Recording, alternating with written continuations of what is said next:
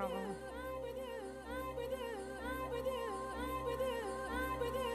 От сюди. От сюди мені його причепити.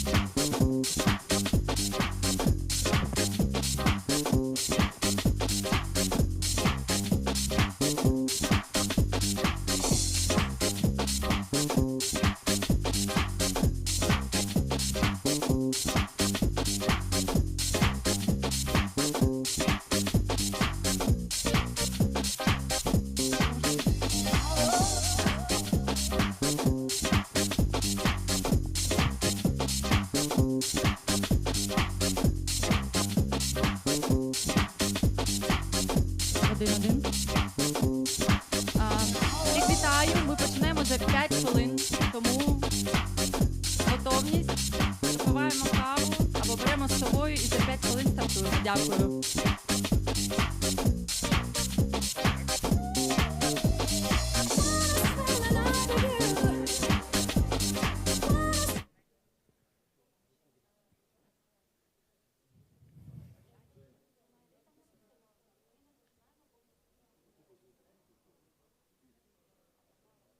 Такой неудобный пипец. У меня спросили, что я хочу, я сказал, что твою штучку. Но в Майнкасте она поудобнее, если честно. Ее не видно тут, конечно. Ну, вообще, да. Да.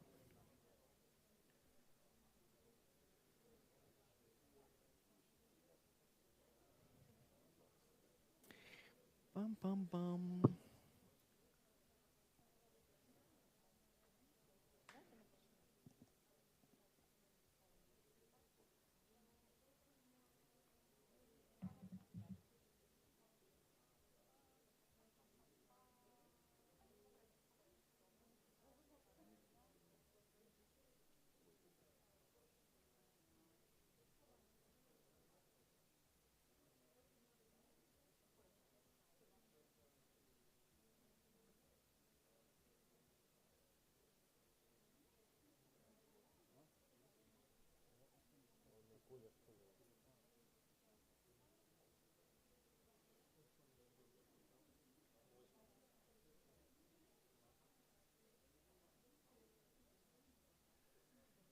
А зараз не тривога, до речі?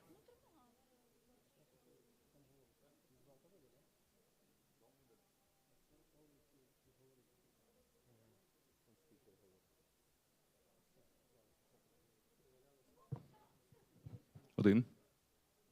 Є? Один, да.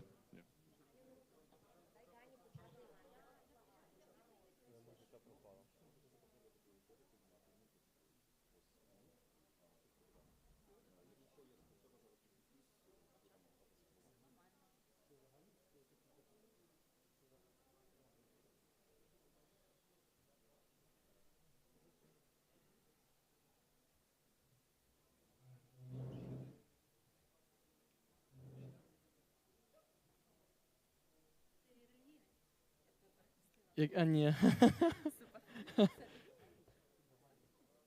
Да, давайте. Я можу виходити. Можна мені підлічку включити? Ой.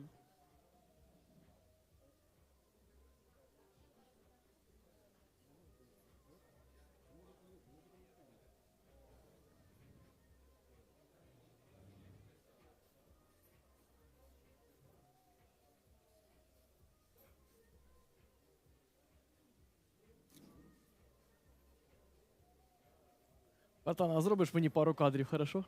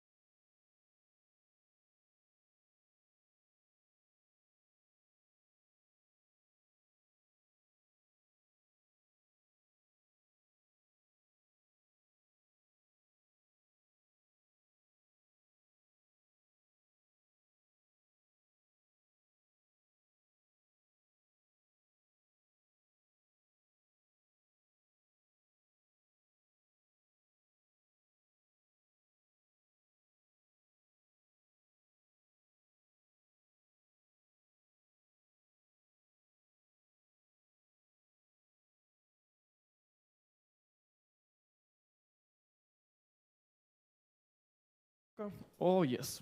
Майже все добре. Так, друзі, всім добрий день, всіх вітаю. Хто ще не зайшов, я вас прошу, заходьте одразу сюди, тому що у нас сьогодні дуже насичена програма. І я би не хотів, аби ми сьогодні затримувалися всі і уходили звідси в 10 годин вечора. Тому що нас сьогодні чекає дуже багато корисних спікерів, корисних тем і панельних дискусій. Я взагалі вас вітаю на івенті технологічного бізнесу від спілки Diia.City United. Давайте один одному похлопаємо. On behalf of Diia.City United, let's give us a round of applause to make sure we're here. Can you please check the guards, those who are not clapping the hands, just to keep them tracked? Let's meet closer. So, our event is called FutureTech Meetup Global. I don't like this very long title because I failed to learn it by heart. I'm Daniel Krokus. I'm a participant and partner of 3 media training projects in the area of financial training, not only digital and classic markets, and I'm going to be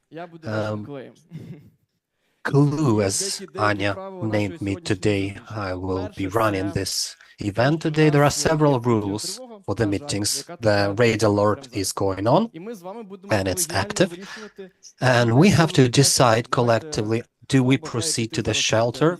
Anyone willing to go to the shelter now? Raise your hands, please. I see. Well, then we'll continue. Further on, if raid alert goes active, we have to check what's going on, what's been targeted, and then we'll decide. Next, we would like to thank to those due to whom we are able to be present today and speak about technological business development and its scaling up. That's obviously the armed forces, that is us, team, all our present here. Thank you for doing what you're doing. We have no music, so I would ask you to raise for a minute of silence to commemorate the memories of those who lost their lives. Thank you.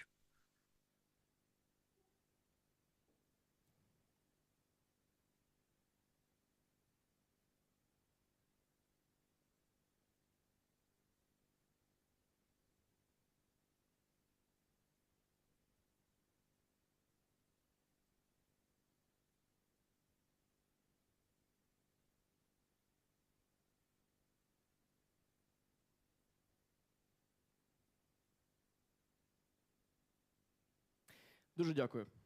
Thank you very much. Крім цього, можна, будь ласка, вивести QR-код? Can I please ask QR code to put me on a screen? We are going to collect some funds. That's the charity fund Wave 91. We all are collecting money for 10 thermal FPV drones. Orion, Lugansk Border Service Detachment.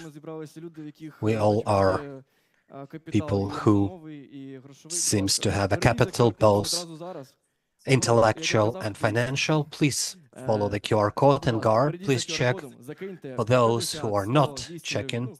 So donate whatever you can, 50, 100. I'll do the same with you, to be on the same side, to be honest.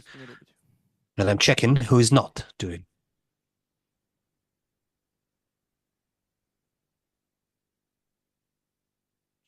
Я також скинув.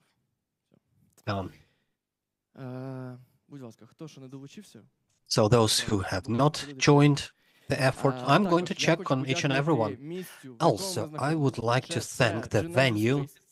That's the Genesis space. That's a space for activities of Ukrainian co-founded IT companies. That's the most productive space developing the most successful IT projects. Companies support all the initiatives to support the entrepreneurs and business activities, and also the member of the Union and Strategic Board of Diia.City United. Thank you personally. We also would like to thank co-hosts, Ukrainian Startup Fund. They are hosting events not for the first time. That's a state institution supporting innovative projects and technological projects to attract funding at the early stages and launch their projects. We are going to have one of the events, if not mistaken, that would be the last one. I'm looking for it. And we are going to consider different startups with people from Silicon Valley.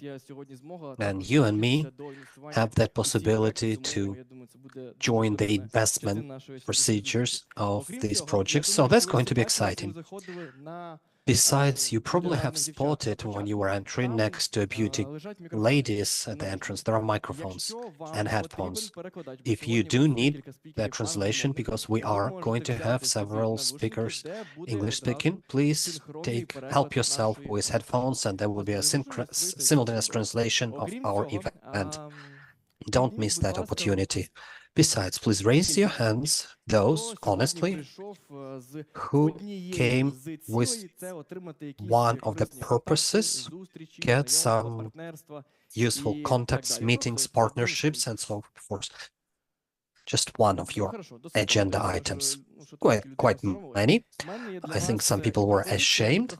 I have an offer and request for you.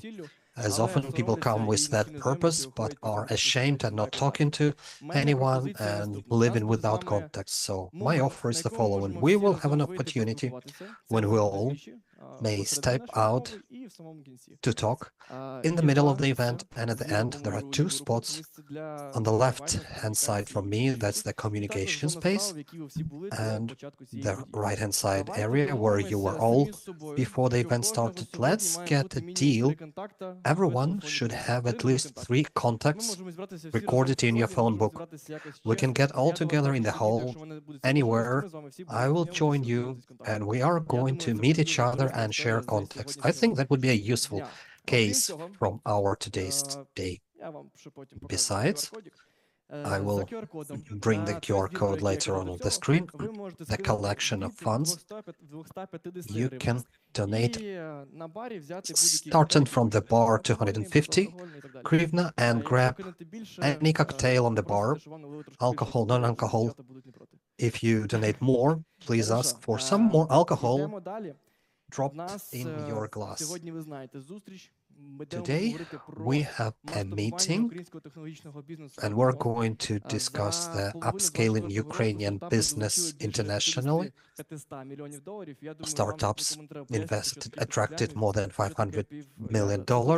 I don't have to explain what is a $500 million is. Yesterday, when I was writing a script, there is a big project on Ukrainian economy before the war and during the war, and IT sector, technological sector. That's the critical part, which is very important for our economy. So we're going to speak about that. You will be part of the discussion. I would like to invite the executive director, Diia.City United, Natalia Mikolska. Please, your applause. And I was not allowed to do that, but as a bit of advertising, we've produced a podcast as part of the YBit company project, and I asked comfortable and non-comfortable questions.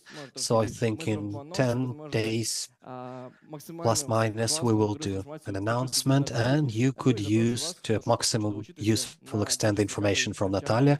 And those who would like to join the very interesting financial project, Natalia, floor is yours. Well, greetings all. Thank you. I'm Natalia Mikolska, Executive Director of the Union. We have a mandatory part. We present the community, but most likely you are here to listen to the speakers, not me. And keynote speakers, Vyacheslav Klimov, is among us. Don't attack him aggressively. Stay with us here. We're not going to talk too long, but there are critical things. We are the Union of a Technological Business, and we are focused on the product. We are focused on the product because we believe that the future of Ukraine stands behind technological products and innovative business. So what we do, we act together to make Ukraine the best space or the best jurisdiction where technology businesses can grow globally. We deliberately do not use the naming Ukrainian technological businesses. Let's be honest, Ukrainian or modern businesses are already been developed as a global or intend to be global or already been launched as a global business. We have 140 plus companies participating, 22 companies of strategic boards members, and Vyacheslav joined our strategic board, and we're super proud of that. These are top Ukrainian companies and business individuals, and what are the advantages for us? Access to these. Don't ask for their mobile phones, sometimes people do so, but please come and visit our events, because always there are the members of strategic boards to whom you can talk, get some insights, and quite often they even are content if that coincides with their views or things that they are doing. Sometimes they agree for some short mentoring sessions, and we had cases of that. Last year we had 3 cases of investments of our strategic board in our ecosystem, and you are the members of our union, and maybe things had happened and launched in the events like that. Our brain and financial center, why do we say this is a financial center? Because we are independent union, and our strategic board, besides contributing their time and brain, they also support the union financially. So we are very proud. Alexander Kasavan, Vladimir Nagoletny, Les Gorokhovsky, that's our strategic board. I'm not going to name each and every one, but it's growing, and there will be a few more announcements in the nearest time. These are the top Ukrainian technological business individuals who believe that only together we can do things better for technological business. We are developing, we are protecting Diia.City space. Those who are in Diia.City understand that there's enormous opportunity to develop your business. We create fair and clear rules of interaction between government and private sector. Our union was adjusted to promoting and voting in the first reading the law on legalizing the cryptocurrency, which has been enacted or voted recently, and one of the strategic member board's representatives, or ecosystem YB, was part of that. We facilitate the globalization of Ukrainian business. That is why we're here today, and we do a lot of interesting things. In fact, that's our summer. One part of it, that's us jumping. We've done quite a significant part of fantastic events as part of Ukrainian Recovery Conference. We had 2 roundtables, and that's the biggest event, collecting all the institutional investing partners and partner states. We had 2 roundtables, one on defense tech, the other one on technological business. We had side event, official side event, as part of London Tech Week, hosted by London Stock Exchange. Fantastic event. We had quite a number of Q&A sessions, and Global co-founder Glovo as part of our strategic board. That's briefly our summer. We had also Q&A with the long-lasting IT business, IT enterprise. That's a family business. Don't know if you're aware. We have family businesses founded back in 1987 as the industrial technological, not even a cooperative, but that was a section of self-sustained economy. So that's briefly our summer meeting with Mikhailo Fedorov. Many things in pipeline, number of meetings that are going to take place with government. We have scheduled a meeting with Marchenko Serhiy, finance minister. We scheduled a meeting with veterans minister Natalia Kalmkova. Recently we met Daniila Getmantsev, the head of committee on tax policies. We also planning the meeting with the foreign minister. Unfortunately, had to be with us, but his agenda is quite tight. And as you might be aware, the critical things of national security undergo discussion, and he's part of that. So many other things in pipeline available for our participants. So please join our union, join our alliance, and please put our QR codes with our unions if they're available. Yeah, we have some tasks from our team, marketing team. Please raise your phones. They don't let me proceed unless we increase the number of subscribers on our social media. I'm sure you have the potential if you are in Facebook, we're Instagram. If you are in Instagram, we're in LinkedIn. If you have LinkedIn, you can like Facebook. But jokes aside, our social media are used to present our media, to highlight the news from our participants. We highlight the support for technological business programs. So please subscribe. I will conclude my brief and let's proceed to our keynote part.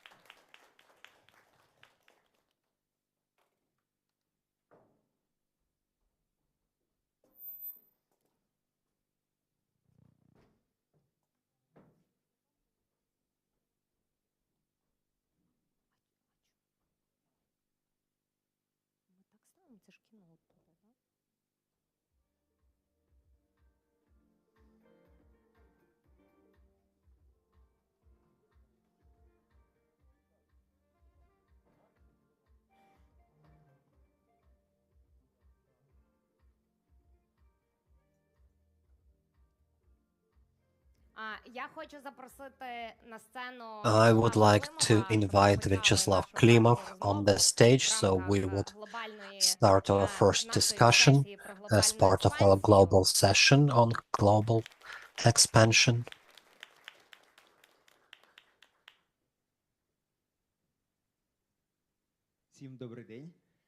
Good afternoon, dear all. Great, I welcome you here. So that's like your first event as the participant of Strategic Board. It's a great pleasure for you, for you joining us. We targeted the Nova Poshta since the very origins because that's one of the most technological companies that people are not aware that this is a technological company. Well, that's a good news. It's not the problem of our clients to be aware of what's going on under the curtains. Well, maybe that's the key thing when people receive the service of that level that they receive, they do not comprehend that you are not a logistic company, you're not a post operator. You provide people with the solutions, and that's good for them. Well, that is the case. We resolve the problems because to a great extent, even a delivery, as for me, is a secondary service, a secondary priority. If you purchase something or if you book something, you would like to receive some type of good, mobile phone, and that's your objective or your wish. And if for whatever reason in your life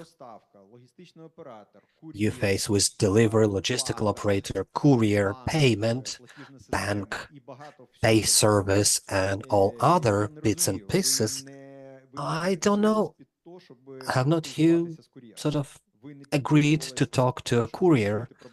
You have not agreed to deal with bank. You were just looking for a phone.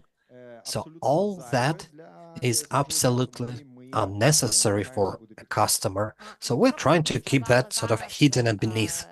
If you would be told now in 3 sentences, so Nova Poshta, what is that?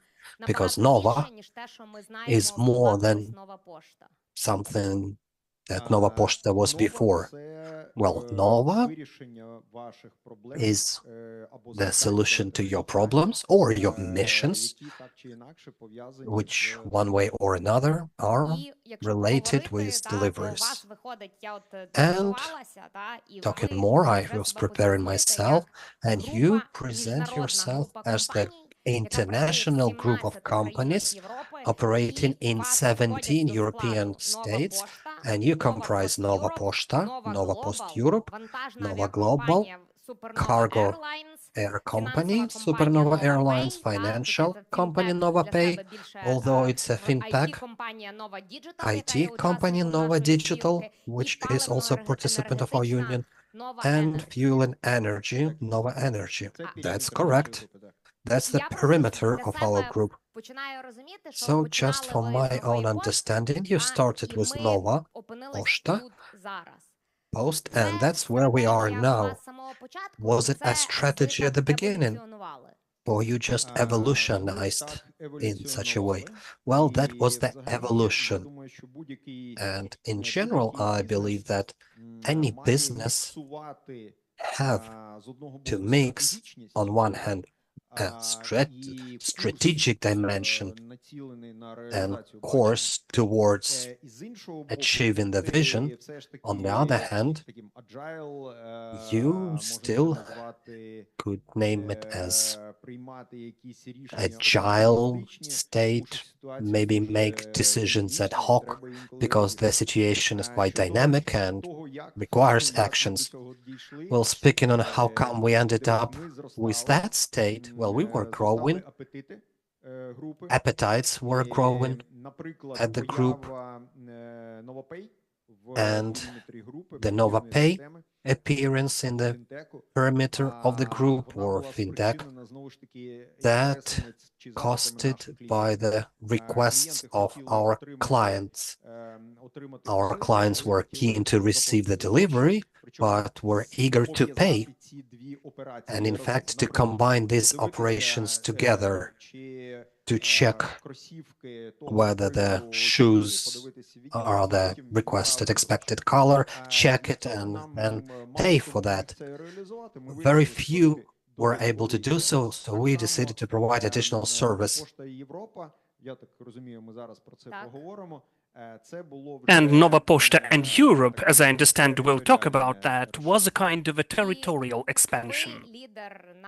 So you are the leader at the Ukrainian market. Let's move to the question of global expansion.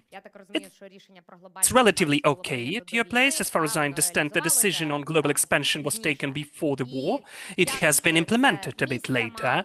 So how did it take place? Were you out of base or out of market? What was the motivation to make this first step? Because it's not that easy, right? Did you have the understanding that it is too easy? Well, first and foremost, the first cautious, or I would say non-systematic steps were conducted rather long ago. And they were done even in 2015, because in 2015 we had Nova Pošta Moldova. Nova Post Moldova. It had the name of Nova Pošta Moldova. And we had also Nova Post Global emerging. So Moldova used to be and is still the company which is the local operator in Moldova, and Global, both then and now, have brought parcels mostly from the United States and China, and they're doing that now as well, just in the incredible amounts. And also they are sending parcels all over the world. So the first approach was non-systematic at all, and it used to take place in 2015. Then we had long conversations that we need to go abroad, but the company did not go abroad, and I think first and foremost because it is the market leader in Ukraine, and it had lots of work and still has lots of work here. Then the war started, and the company, as always, was under stress, in this case, useful stress. It understood that it is late, that it did not do anything since 2015 till 2022. And when the Ukrainians, millions of Ukrainians, found themselves in the horrendous, stressful conditions in Poland, Germany, and started to ask, well, wait, how can we, for instance, get our things, belongings, private things? There was no Nova Post there. So, for us, it was a kind of huge negative assessment for ourselves, self-assessment. That's how we perceived it. We were not happy because of the reels where Nova Pošta, Monobank, Dobrobut, Rosetka were presented. No, we understood that as a claim. Is it painful? Was it painful for you as a founder? Well, it was not that pleasant, but really useful. as all unpleasant things are. So we already started to rush, but we rushed on the one hand, not that organized manner, because we were trying to catch up, and on the other hand, we started to rush with our full passion and commitment. And during the 2 years and 9 months, we found ourselves where we are now at. We have 17 countries. It is happening in a different way. We'll discuss the issues as well now. Altogether, Moldova is really profitable. Also, Poland is profitable. Several countries are in the positive gross margin, but we planned, of course, to have it quicker.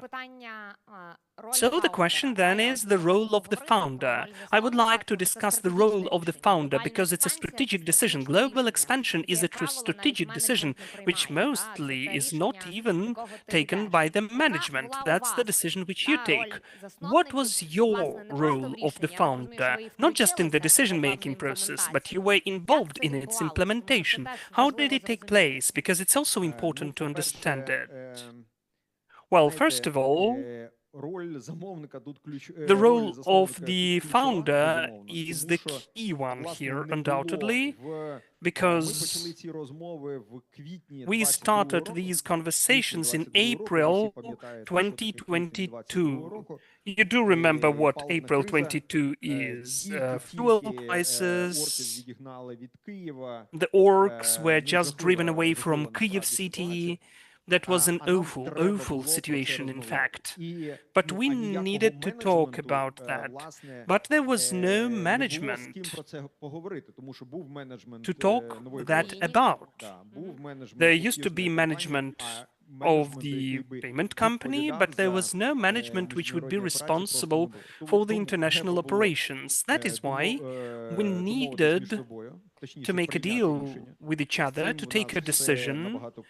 Everything is much simpler in that, because we are fully single-minded people with Volodymyr, and the decision of such a scale is taken easily and quickly. And then we had to create the management who we will communicate with. We had to start sending people, searching for people at places. That was the full green. And how is it to come back? Because, of course, you are at the strategic level in Ukraine, but here, just hop, and you were delving deeper into operational level. Did you enjoy it or not? Because, as far as I know, you love to come back to the roots. That is why, as it was April 2022, it was easier for us, because in April 2022, we fully came back to our younger years. We were working on a permanent basis with our management at the same floor, so we never had any head office of our multi-storied tower. It never existed. That is why I don't remember any stress, honestly speaking. You know, I was happy to come back to that. We are full of energy for some new projects. Moreover, global expansion, well, motivation was endless. And I always, well, as I'm dealing with global expansion for a long time from different perspectives, once I used to make a kind of a scheme, a system. I always have a story that first and foremost should be the ambition. So I always have the story of global ambition, then some strategy, which could be a huge one or a tiny one. First should be the strategy, then the actions plan. Then you need to review these actions plan twice twice on your way, then you need to implement the update it, then you update it again, then you update the strategy, but the ambition should be at the top, somewhere at the top. And before the war, I was always that frustrated that everything was so good in Ukraine that there were no global ambition, or at least much of it. But what can I see now? This war pushed many of us to the ambition. It used to exist, but now it is at the top. And we can feel this hunger for success at the international market. How does it take place at your place? Did you review the strategy, the plan? Did you have a formalized strategy? Or did you rush and then had to come back? How did it take place? Look, first of all, I agree with you that first, there should be an ambition. Secondly,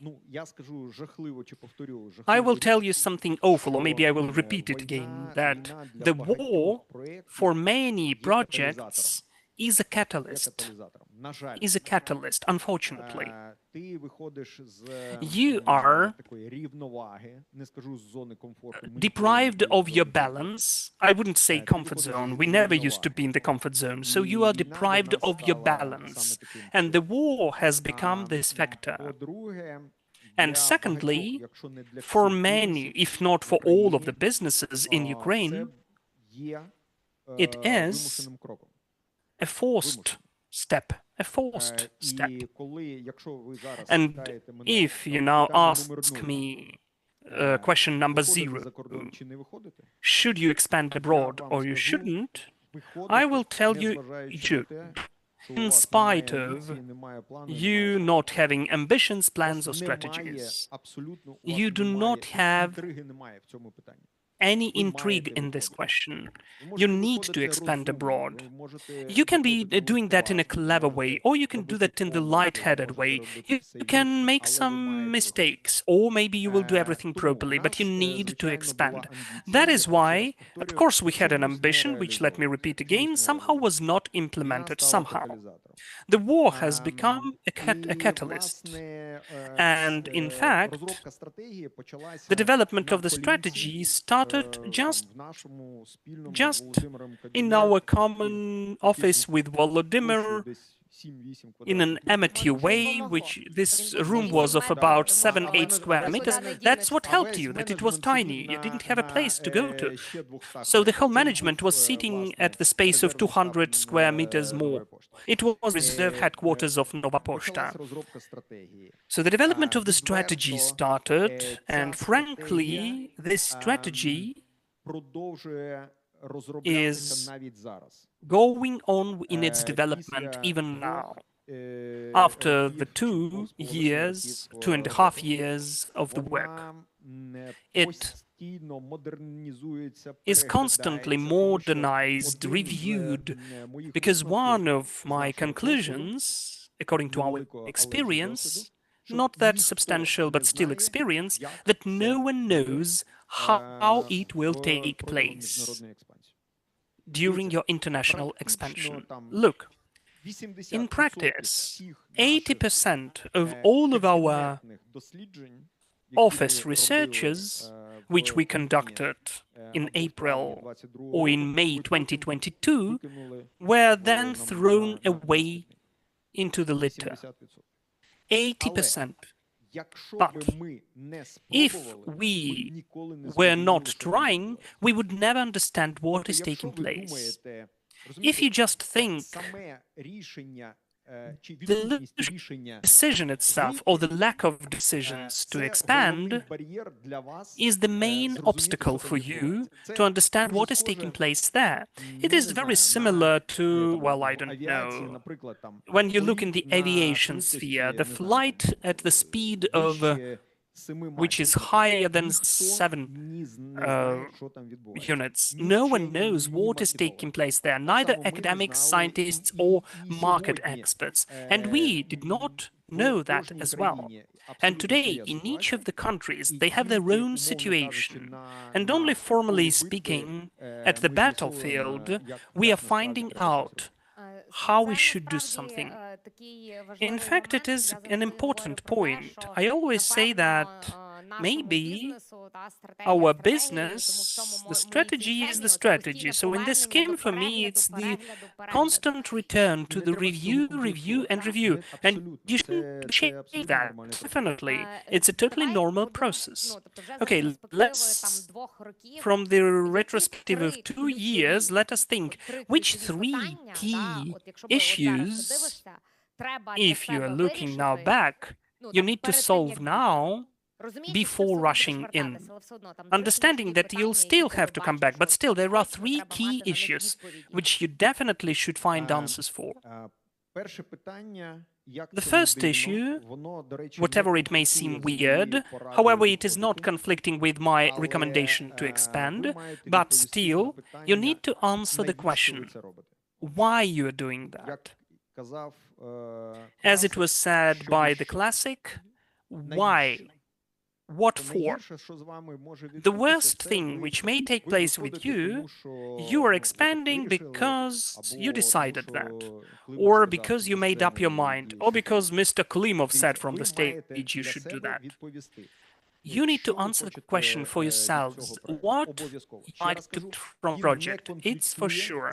And let me repeat, it is not in conflict with your decision to expand. Secondly, you need to decide what you are expanding with. Because one of our, again, I will not tell you mistakes or errors, but the first decision which we took, and the answer what we are expanding with, was the solution we are copy-pasting Ukraine, non-adapted product.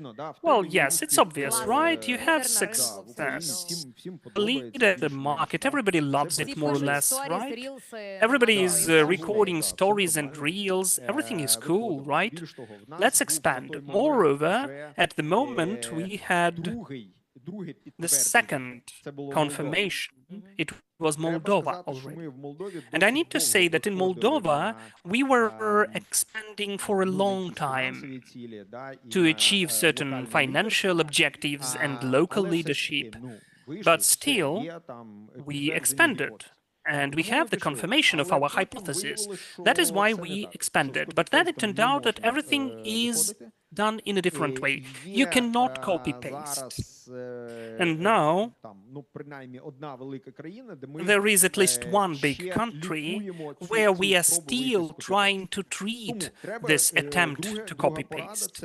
So my second recommendation is you need to decide what you are expanding with. And the third one is how. That is about the actions plan. And here, there are lots of strategic issues. For instance, the question, should you expand on your own or with your partners? Should you expand with what money? You cannot just now take the capital out. So if you're cool here generating lots of money, well, nothing more than $1 billion per month can be taken out of the country. So if it's a huge project which needs huge investments, you are limited by these limits. So you need to understand how you are restricted. So simplifying that, 3 answers to the 3 questions: why, what with, and how. You need to find these answers.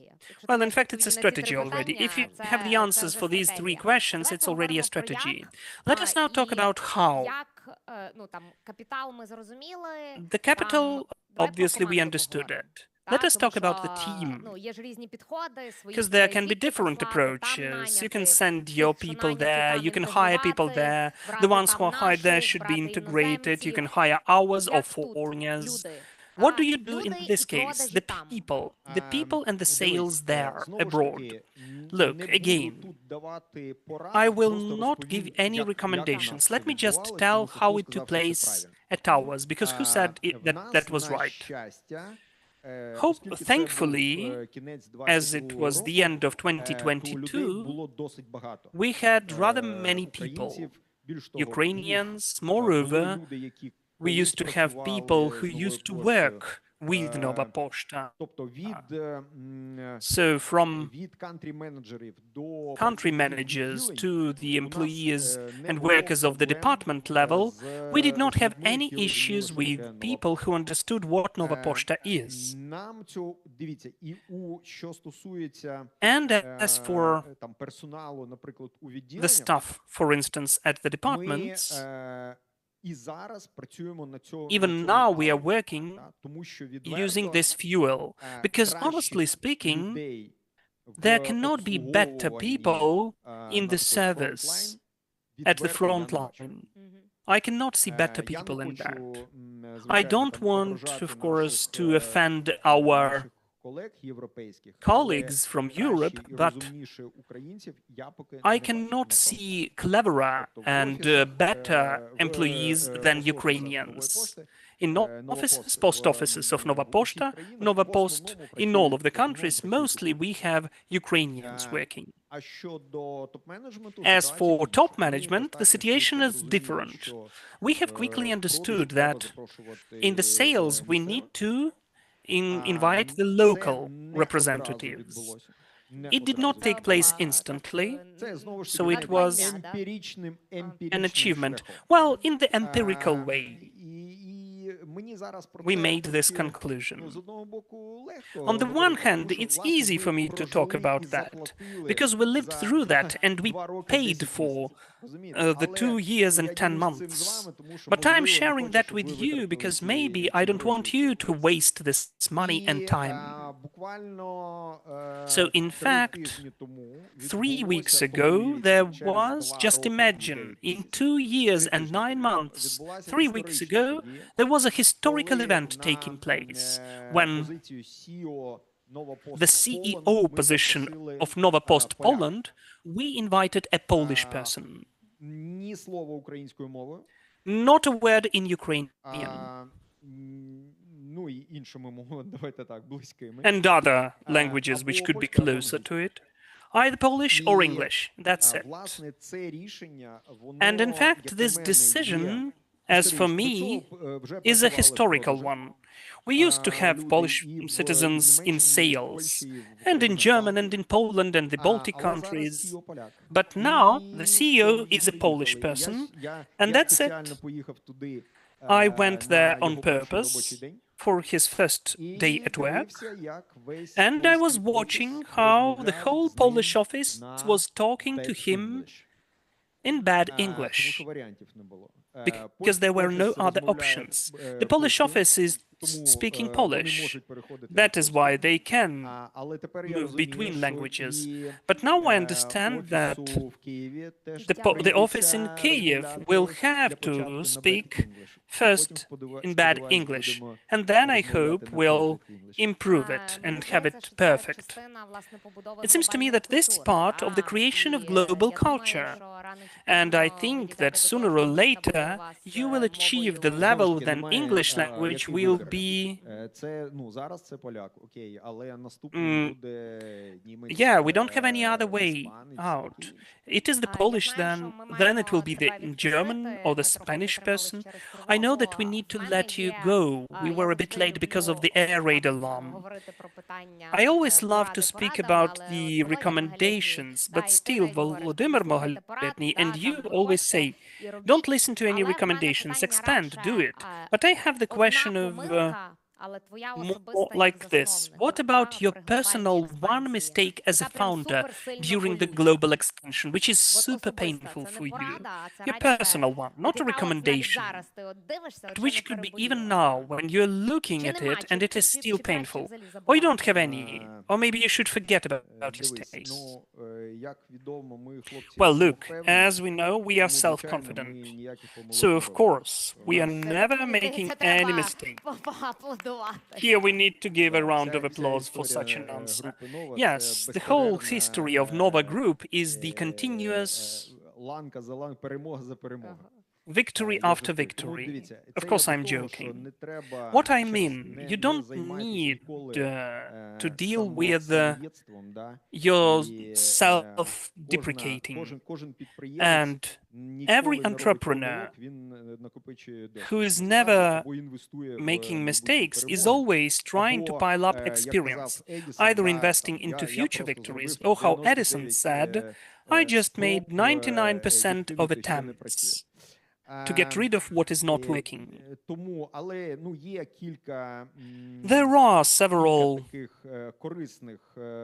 useful lessons, I would say, which I learned.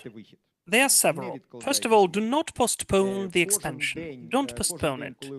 Every day when you postpone the attempt, even if it's just a mistake, you will be sorry about each of the days. This is the first point. Secondly, you will have to,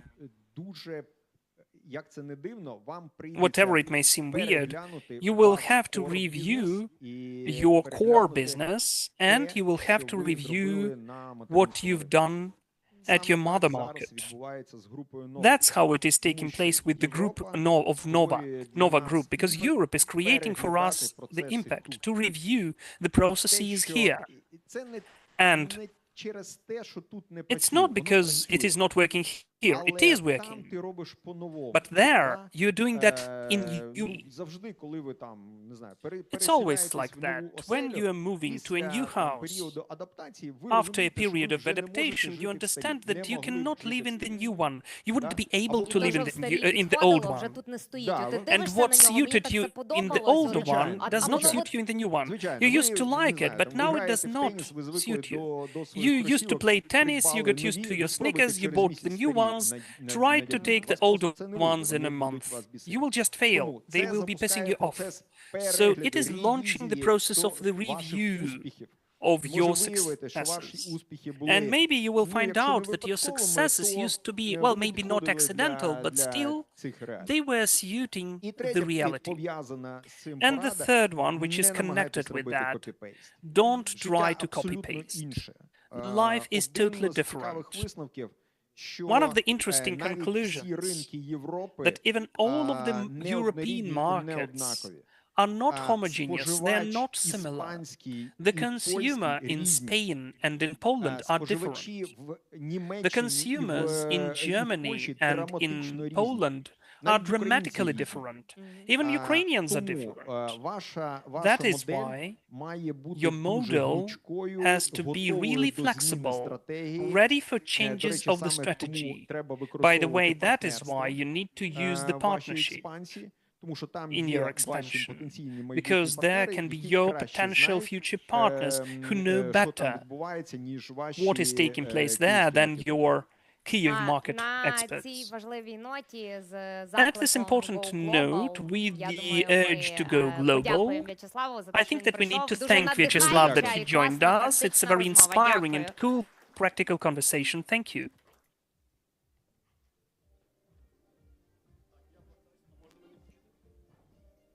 Виведіть ведучого. Все, дякую дуже.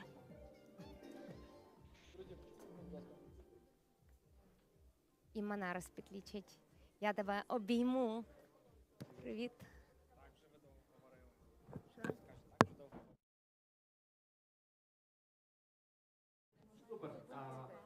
Super, perfect, thank you. Vyacheslav and Natalia, again, thank you. That was a very interesting conversation. I really loved the point about this upscaling when there are lots of statistics and analytics, but when you are moving to actions, the statistics is just thrown away. Our company has done it twice. We collected different statistical data and analytics twice, created plans for the foreign market, and then we found out that whatever our team done is the full nuisance. So, the first panel discussion, within which we'll be talking about global sales and marketing. Just not late, I will instantly call the speakers. We will be speaking about the upscaling and sales in Asia, Europe, USA, and MENA. So, our speakers are Valentin Hrytsenko, CMO of Ajax Systems, please. I think everybody knows that Ajax Systems is the biggest producer of security systems in Europe, and their products are in 177 countries. Valentin, hello, you have a choice to take an armchair, and I have a quick question for you. However, Natalia said that the recommendations are not the best, but still. Your best advice, life advice, financial, any advice. One. Well, it's a good question. I'm saying you shouldn't be scared. Okay, you shouldn't be afraid. Nice. The next speaker, Valeria Tolochina, Marketing Director of Megogo, the biggest media service in Eastern Europe, which is accessible in 15 countries of the world. Valeria, did you hear the question now? Did you hear the question, what I just asked? I will say like Ilya, have enough sleep. Okay, noted. Our next speaker is Denis Sudokovsky, Brand and Business Director of Lun. Lun is creating online services for real estate and has experience of launching at several international markets. Could you please tell us, did you hear the question which asked? I heard only the answers. Okay, then you'll have a new question. You will have a new question. The worst recommendation which you ever heard. Don't be nervous. Don't be nervous. So you recommend to be nervous? Well, when you are nervous and somebody tells you don't be nervous, can lead to good consequences. It's when you are sick and people tell you, don't be sick. Didn't you have enough sleep? Have enough sleep. The next speaker for our discussion is Serhiy Kostya, CMO Bolt and you see in Asia. I guess everybody knows what Bolt is. It's a super app company which is working in more than 45 countries. Serhiy, the worst piece of advice which you've ever heard. The worst one is be patient or wait. Okay, and the moderator of this meeting is Ilya Kabachinsky, editor-in-chief of Scroll Media, media on startups, investments, technologies of Ukrainian companies. Please. I was not asked about the recommendation. No one is interested in my pieces of advice. Ilya, no, that's it. Okay, Ilya, I have two questions for you. I am proud. Still, your recommendation, one piece of advice. When you're buying...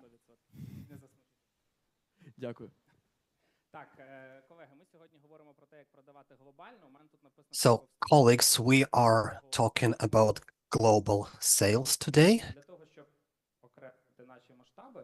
In order to enhance our scales, I suggest every key speaker would try maximum quickly describe the markets that you're working at or you're responsible, so we would understand the scale. Eastern Europe, States, Central Asia. Yeah, I would like to say that Globe operates at 15 markets, Ukraine, Poland, Kazakhstan. I'm not going to name everyone, but Globo partially is available worldwide, so we are quite international, Valentin. It's easier to say where we're not working. China, some other Eastern nations, so Iran. Serhiy, I stuck on the pre-question. I was thinking where a nation that been named sits. Central, Eastern Europe, Asia, that's the markets that I'm leading up, an experience that covers today more than 50 markets worldwide, including Canada and Latin America. So then the very quick and common question for everyone, what was the most difficult region? Not getting into details, seems that Mike has been lost from time to time.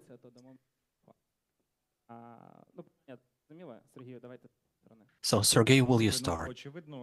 You see, obviously, I would immediately tend to stay Asia. Asia is very interesting, and I can talk for ages. That's a unique new world, but my biggest challenge, that's the Central Europe. That might be surprising, We are very alike, but not in the way we are not that alike as someone may think.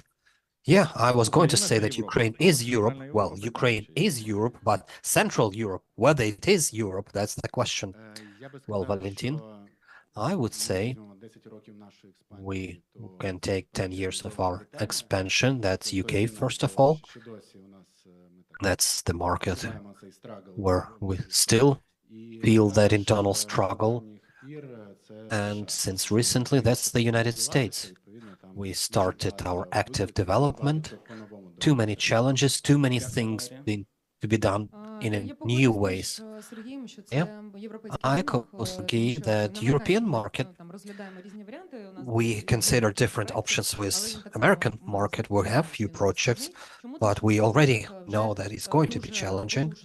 However, European market has a very powerful global stakeholders, and our model has to be changed and operate in a very niche formats, which we're not used to. There were no easy markets, but probably the most difficult one, the United Kingdom, very highly regulated market, high competitiveness, and they prefer stability, lasting for centuries, and that's not an easy for us. Is it about loon or bird? Verb through B. And how things are there? Well, people are paying with expensive pounds, so more or less fine. Not that we dislike it. So, whether there were many companies who went to Europe thinking that they were expected there, but I would like to start with Asia. Sergey, you mentioned that, and maybe expand a bit, because it seems that every Ukrainian company expansion comes from Baltic states first, and then UK, and Asia is been seen less. So can you highlight any peculiarities of this market, maybe not the entire region, but some specifics? Well, to start with why we entered Asia, looking at the perspective of 12 years, what Bolt was doing, the milking cow that was Africa, that sort of led the rest of the world. COVID happened, investment climate became very difficult worldwide, but our business model was built in such a way that we were able to reinvest our incomes. And when we made our analysis, Asia became the most attractive in terms of the investment return. And that then happened. We launched Thailand, and then challenging but successful Malaysia. Why these markets are interesting? Because there's such stereotype that this is something sort of a madhouse, but this is not in the way. It's very structural, it's very modern, starting with hierarchy, dealer, command and control, management, talking to government, and so on and so forth. This is very similar to Europe. Speaking about creativity, it's also European to an extent, but with some local features. There is no craziness. It's absolutely calm. With that, many markets at the first instance looks like poor, but this is not the case. It's a very huge dual and mentality, demonstrating that you may have a single quarter where people just drink water from the pond. On next quarter will book Bolt Lux. The interesting thing in Asia, markets are similar and very different.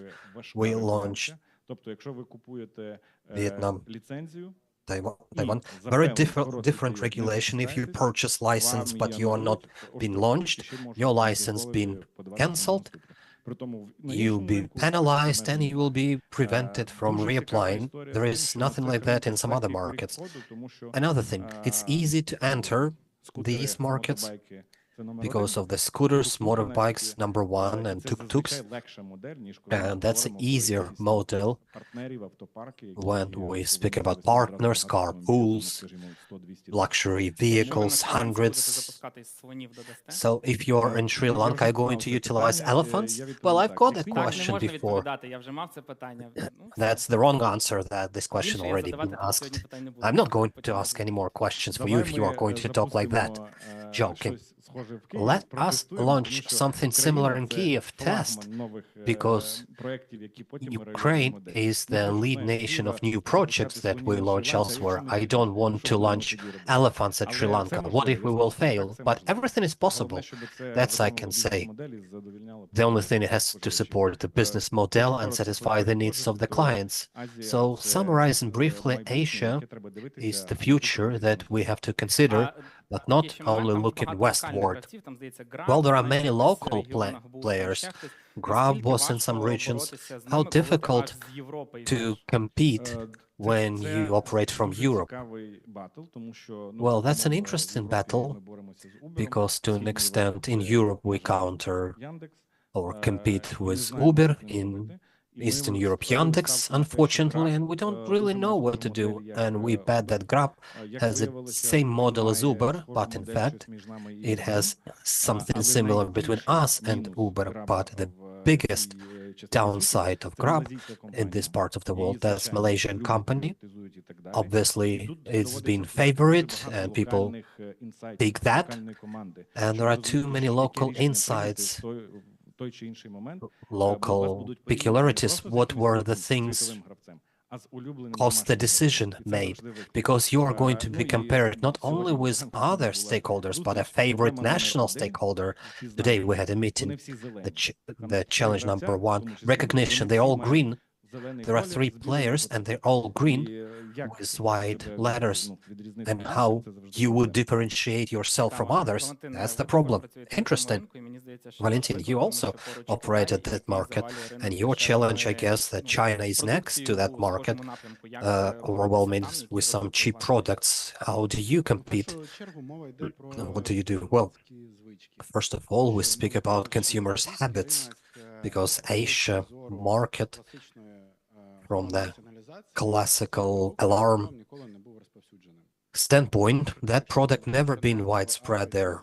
Let's say internet came to Africa as a mobile one at start. So security in Asia appeared at the CCTV systems, for instance, which were actively developed because of investments of Chinese government. That's one case. So security mainly being covered by the city, by the town. People care less about their private security, but the city or the town, a local council, offer you some solutions on smart city-based things. Speaking of, we're now entering the CCTV market and fire alarm systems. This region becomes more interesting to us. And honestly, there are many nuances, but as of now, we are doing some really initial first steps. India, in turn, for instance, I do remember when we came to an exhibition back in 2019, and we were talking to the biggest local manufacturer, and they were selling in India more than we were selling worldwide, and we were talking to him, and they were considering to utilize our products as their channel for trading. And when we were discussing prices, he looked and said, well,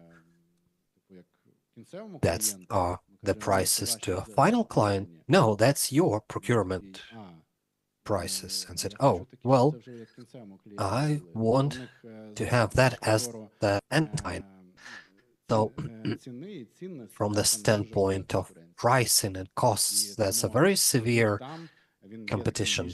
So the product there is a bit of premium type than in comparison to an average European state. Do you interact with this Indian partner? No. So you're on your own. Yes, we are.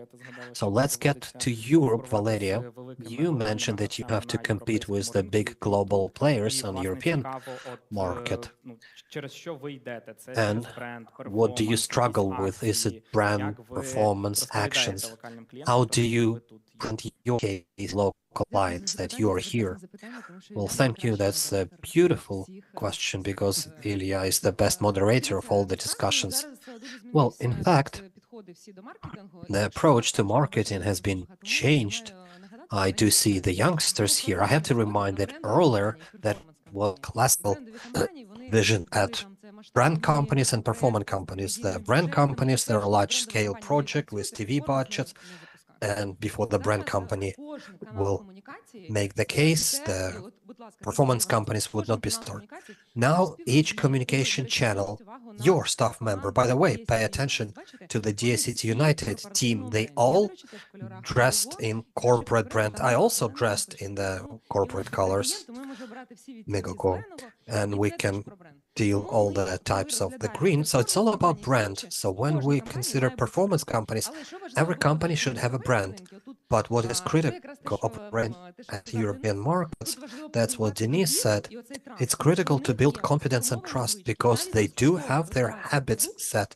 And even providing product for free, they're not going to taste that and sample that because that is something to install and that is a stress for them, maybe dangerous for them. I think we should build relations with top vendor.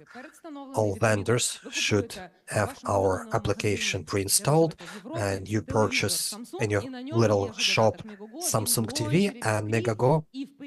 Application is there, it's in the launcher, and when we do a launch company, there are some promo vendors, and they say, oh, that's the great product, you can follow TV channels and all of the products that are available in the market. That's first that we do. So our application installed on all types of the devices and with all the vendors, we run the companies of that site. And then performance companies, because these are the most efficient, especially speaking about the European markets, the classical brand companies, they are super ineffective, super costly. TV is very expensive, external presentation difficult. So we deal with partners.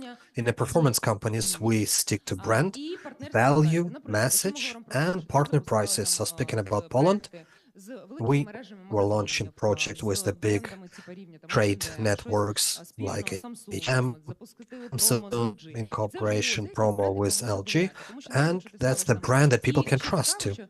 And the other interesting thing, in 1 zloty prime, we were not doing because people were saying, oh, that's dangerous, that's a trick in here.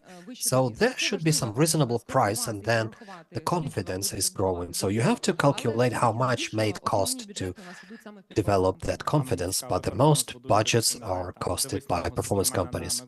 So the performances just follow Superman at Megago, or just Megago is the best place. Well, some 800 performance companies at different types of audience. Someone will say, have a look at Superman. Again, a Polish market, a great case. All brands are there, even Disney Plus. We don't have it, they have it. And I'm not going to say, but we had several premieres here earlier at our platform before that and Disney Plus. We were aware that we will do it earlier, and we launched the company that we will have that contact. That's the price. Please check right after the cinemas. It's super beneficial. Speaking about the Polish market, they do calculate money and say, oh, we can see the film that is still in the cinema, single ticket for the entire family, no need to buy popcorn because we can do it in a microwave. Super valuable. The other company would be directed at TV broadcasting. So 11 Sport channel, we are going to have a broadcast, whether it's a Polish team or some Polish player in a European club, and that's super attractive to them because you can have some promos for some testing at a reasonable price or some promo. So we collect that audience, but not in a way And we cannot do an advertising company, everything for everyone. We should look for niches, space safe for kids. Don't let them see things in internet because we have parental control. You can introduce different safe things so they can be safe. Denis was pulling the hair. Let's do the partnership in Poland. So they would order popcorn through Glovo. You know, we offered you a partnership. Come to me. Come to me. There is nothing to respond. There is a Polish team from locals, and they talked to yours, to Rob. Just a second. I have a mini question to Valery. How not to be afraid of entering the market where Amazon, Video Prime, Netflix, Disney Plus, and you understand that you have to be among those with your subscription. How can you compete for a number of clients? You see, I've made a compliment. It's easy. We have products that neither Netflix, no one else have. We have a mega pack in Ukraine. We have Netflix, Megago и Setanta, a super price. You buy 30% cheaper with us if you pay separately. We don't afraid competition. Not because we're so incredible, because we have different products. We have TV broadcasts that Polish channels don't have. We have sports that other platforms don't have. I know things. We have audio products, we have podcasts, we have audio books. And for every market, we add some peculiarity that will make us different. Obviously, there are downsides if we compare, if we compare with and Ukrainians left Ukraine and they would like to have Ukrainian Megago worldwide. You can't buy it because we paid Champion League rights in Ukraine, and in France, other player purchased the right. Is National Marathon is available in Poland? Well, that's the holy thing. National Marathon should be available to people worldwide. People follow Ukrainian language, and how many Ukrainians are subscribed to Megago in Europe? Well, we have a global catalog, and Ukrainians are active users because the majority of the product is free of charge.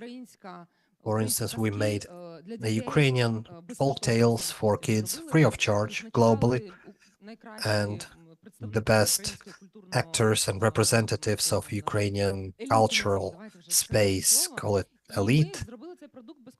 And we made it free of charge because we understand that people attending British or French or German schools have no other possibility to hear home language, but maybe in the evening to follow some folk tales from the school curricular. So the entire school curriculum being revoiced and became available worldwide. So initiatives of that sort. But nevertheless, we compile the products for Poles. They're not keen to see Ukrainian products. Let's be honest. Even for Ukrainians in Poland, you can have two subscriptions, a Polish subscription and Ukrainian subscription. So people test Ukrainian subscription, but then they switch to Polish subscription because they have to be aware of Polish context, and Polish subscription is growing. Ukrainian subscription has no dynamics, and we do not really develop that product. So it's a minimum doorstep, minimum threshold. Thank you, Denis. A similar question on British market, how you coped with burp, what you stressed at. So you were there for 2 years. So in comparison to the start, and now when you say that you've been paid with pound and enjoy luxury life, well, not that luxury, but yes, we do have payments in pounds, and in current exchange rate, it's much better than Europe. But overall, so you are in London. Yes, we are. We were not trying to get to a very niche top markets, but this is one of the top 3 R&B markets worldwide, and we entered there and no one expected us, and there are not that many Ukrainians who would be looking for us. And yes, we would like to be brand, but what are we going to brand? And we have to generate a unique user's experience so people would be talking to. So the challenge for the team at the new market to make sure that 1,000 people would be mad of you, not in love, not fan, but, would like to get kids from you. Then we can speak about performance companies. Why performance, not brand? Because half time of existence of the project, we do the planning. So you enter a market, that's 0 days. You plan nothing. Then half a year passed, you can plan 3 months. Then in a year, you can plan for 6 months. But at the initial stages, you can't do anything. You adopt your products, you play with the big competitors who either will eat you or sue you and then eat, because they are so big. So it's easier just to buy little startups like Google, buy and bury somewhere under the carpet. So the focus number 1, a unique user's experience. So we will say, okay, fine, we have something to offer, then we increase the base, and then when we've been running to an extent, we can start pushing the brand. And we push the brand on ambassadors, local fans of us. So word of mouth, from face to face, from person to person. That's our product, our case. And then hands are meeting each other. If you would like to end up in the B, that would be great, very short, and you're out of annual budget. Is your economy is matching your ends in Burb? We are not driving these cool vehicles, but we are already looking at those. If you would get £1 million, only £1 million. Well, in London, £1 million, that's nothing. You won't get even a share of voice. Valentina, how about... Let me ask a question. What is a brand ambassador or applications? We use that channel, and annually we have some 40 devices produced. There are people who are ambassadors for us, use that, write about these devices. We send them new models and they share experience. From your standpoint, you picked an apartment once, you moved in it, and then the next need may emerge in several years. Enormous pain of looking for housing in London. This process may take years. Yeah, in real life, for years, you can look for a housing, you can stay in some bad place, and you can't, even if you have money. It's a peculiarity of the local market. You have to pass interview, you have to demonstrate your bank statement, you have to present the letter of recommendation from the previous landowners, and you have to do it in time, so at least to be in a top 10 shortlisted, otherwise nothing is going to happen. And in the market of that sort, when you can provide that unique experience, oh, I've managed to find an apartment. In our case, apartment found you because we have a respective engine, so apartment has been selected for you, been triggered, and then you action. So the system provokes you to share in your environment, in your zone, with experience, and we just have to fill this experience with things. How do we do that? The word R&B. Oh, by the way, people, can you believe that 2 years after I finally got? And the question would be, how come? Well, that's the way. Great. Let's proceed, and like something like that. How about your experience in UK and how long your £1 million lasted? Well, not to me. I will get even more difficult question for you. In our case, million, or from B2B marketing case, that's a normal budget. Just purely for some flying events, shows, exhibitions, and so forth. Our experience, we were reshaping the local team for the third time, and now we are on the fourth go now. And in fact, you always think to yourself that probably on the West, because the markets are very competitive and serious brands are there, and UK market in particular, among Europeans, that's the most sort of safe and secure. And we had expectations that we will see people in that industry of sort of a rocket space equivalent. But the case is that probably the most skilled UK people being taken away by fintech. So if you're young, if you're talented, if you're in a university, and if you dream about a cool career, you will go to banking or fintech or whatever representations of Google, Facebook are available. If you're in Germany, we were collecting a German team for a long time.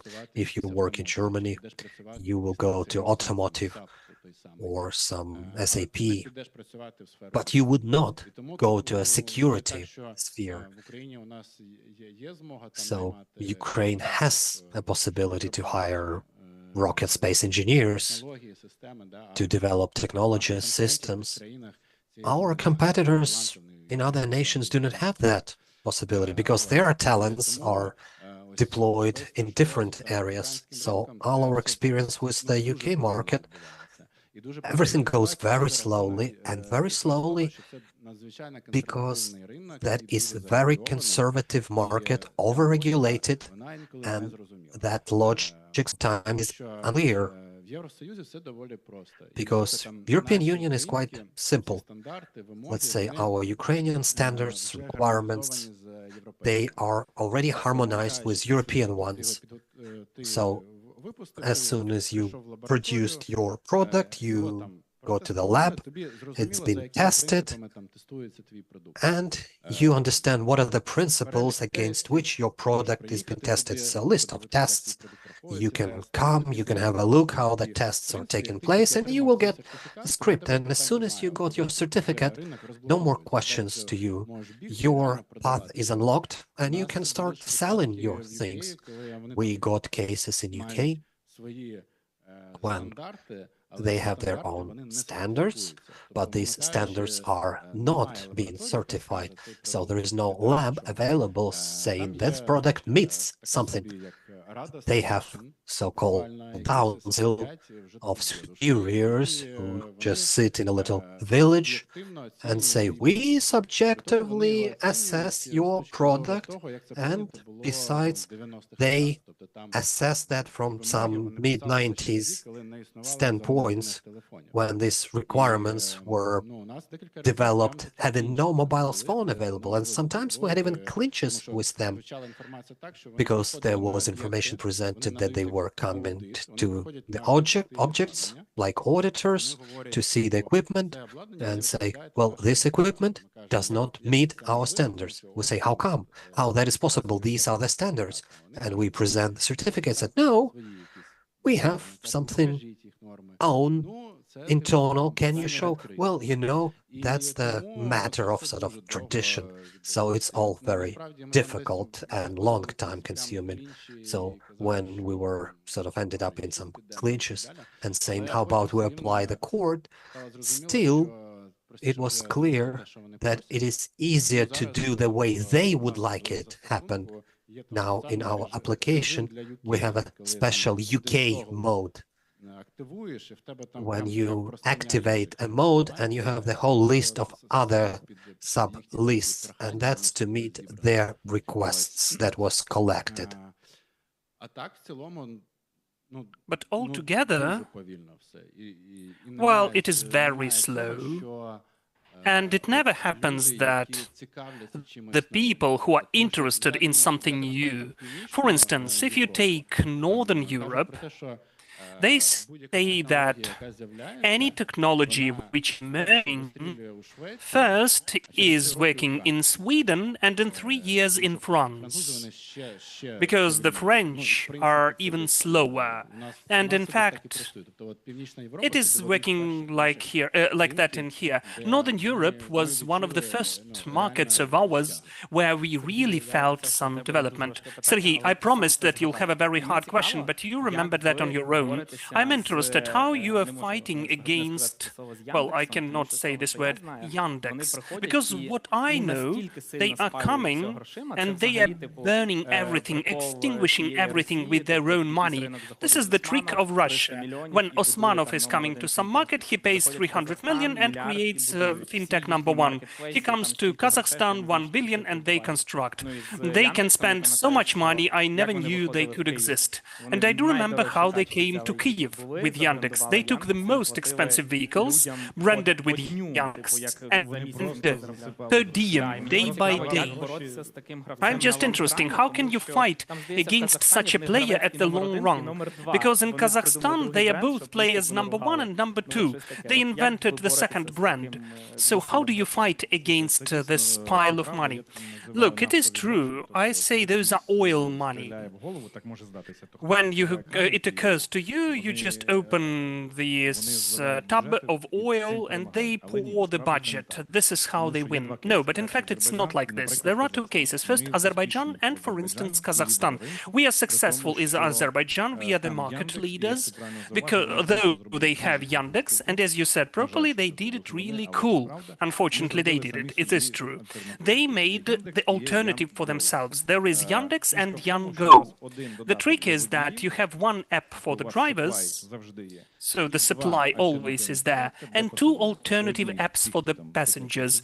The ones who just want to use the classical service and the ones who would like cheaper or some other different models in different geographies.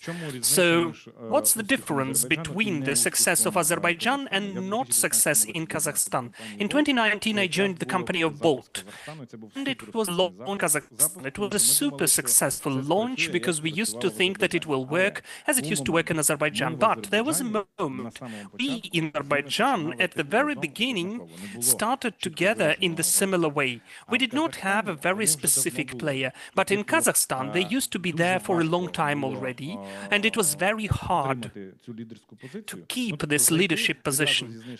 Coming in and having discounts, simplifying, it was easy. But then when you're opening this tab of oil money, you're either going back, or you are left there on the minimal level, or you are leaving.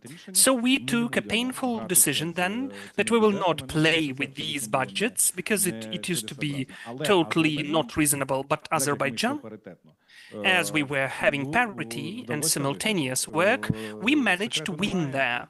There is no sit in that. It is a very weightful strategy, well-weighted strategy of the money spending. Let me appeal to the London's expenses. Why London is so expensive? It is expensive because they can quickly teach. I'm not dealing with London, but it's the case which everybody knows in the company, because it changed a lot. We never invested at the new markets or smaller markets for the external ads. And in London, suddenly we decided, let us brand the underground station. It cost not £1 million, but €1 million. For Balt company, it's 120 times more than we would usually spend. But still it became a beginning of the global, one of the 5 OKRs, when we are now investing in the venues. You know, the railway station in Kyiv, and not only in Kyiv. This is the same story when we brand with the external tools, because we can see how we move from the competitives or from other types of vehicles, but mostly from the competitors, to go with us. And it's not about the amount of money, it's about the amount how much we can incrementally earn. And London is the example which showed that this is where we should look at. And these things are working in the strategy of Bolt in Azerbaijan. When Yandex came with their story, we will solve everything for ourselves, because Eastern Europe, we did not discuss that today, but it's interesting, they have a very important cultural code and connections.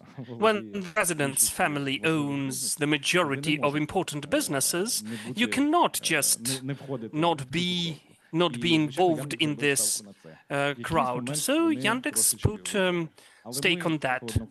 Once they won, but we, cold-blooded way, were waiting and got our share, which we are retaining successfully. And at many markets with Yandex, we had the same thing. They came with crazy investments, but it's not the reason for success. If you don't have the leadership positions instantly, like Yandex in Kazakhstan had, it's just a temporary solution. Thank you, Denise. You wanted to add anything? Yes, I wanted to add. Not many people remember, but there used to be Yandex real estate in Ukraine, from Yandex as well. And the same story. They brought cash to Ukraine and they bought ads as much as possible. And Yandex used to be popular as a search engine. So the same one bought traffic from other team. And in their strategy it was written to have position number one till deadline. They never achieved it, so they left the market. Number one in real estate used to be us, Lun. And there is the reason why they failed. The regional peculiarities are incredibly important. They're so important that even cities are different in Ukraine in how people are selecting real estate and accommodation. And no one of the strangers can create this service story. No one of the strangers can understand why it is done like this. And we're using that at the international markets. That is why our marketing is here, but it is based upon the experts from there, like sales are from their sales managers. I'm not speaking about Asia. Even in Eastern Europe, even in Georgia, which seems to be very close, maybe they are similar to us, right? The same types of apartments and houses, right? No. Without the understanding of the local cultural code, it will never work. Nothing will work. There are so many people which who would like to add. 30 seconds, please. Yes, I would like to add about the importance of the cultural code. Many people forgot that Russians, online cinemas and streamings went to the Ukrainian market, and it of course bothered us, interfered, but then Megogo stayed the market leader. And when the full-scale invasion started, their positions, as they couldn't take any information field, really helped us a lot. We used to be leaders and we were instantly involved into this information fight. What's important that at all of the key markets we have local marketing teams, communication and SMM teams, and rather frequently all of the events are given through a different contexts. For instance, The Last of Us of HBO. The first night was not done in Kazakhstan because our PR and marketing said that it is totally impossible, because there is a kiss of two girls there, and in Kazakhstan, if the journalists see that, we would have the reputational crisis at the first night. So we decided to change the context. It would never occur to us because it was the most expected first night. So with The Last of Us, it was the most important for Ukraine. The same was about Poland. And our enemies, they did not only take into account this context, so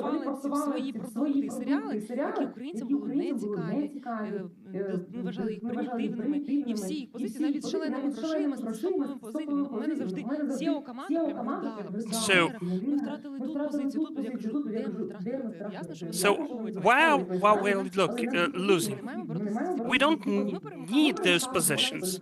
So we were moving to what was important with such an important approach, dotty one. That's how we kept it. Sergei, I can instantly tell that the first night of Last of Us was really cool. We really achieved it. You could use Bolt and also taste Bolt food catering, but I'd like to add a bit of bad thing about Yandex and Ukraine, because In fact, if we look subjectively at this issue, according to my own experience, I think that they would succeed to retain this market. I will explain why.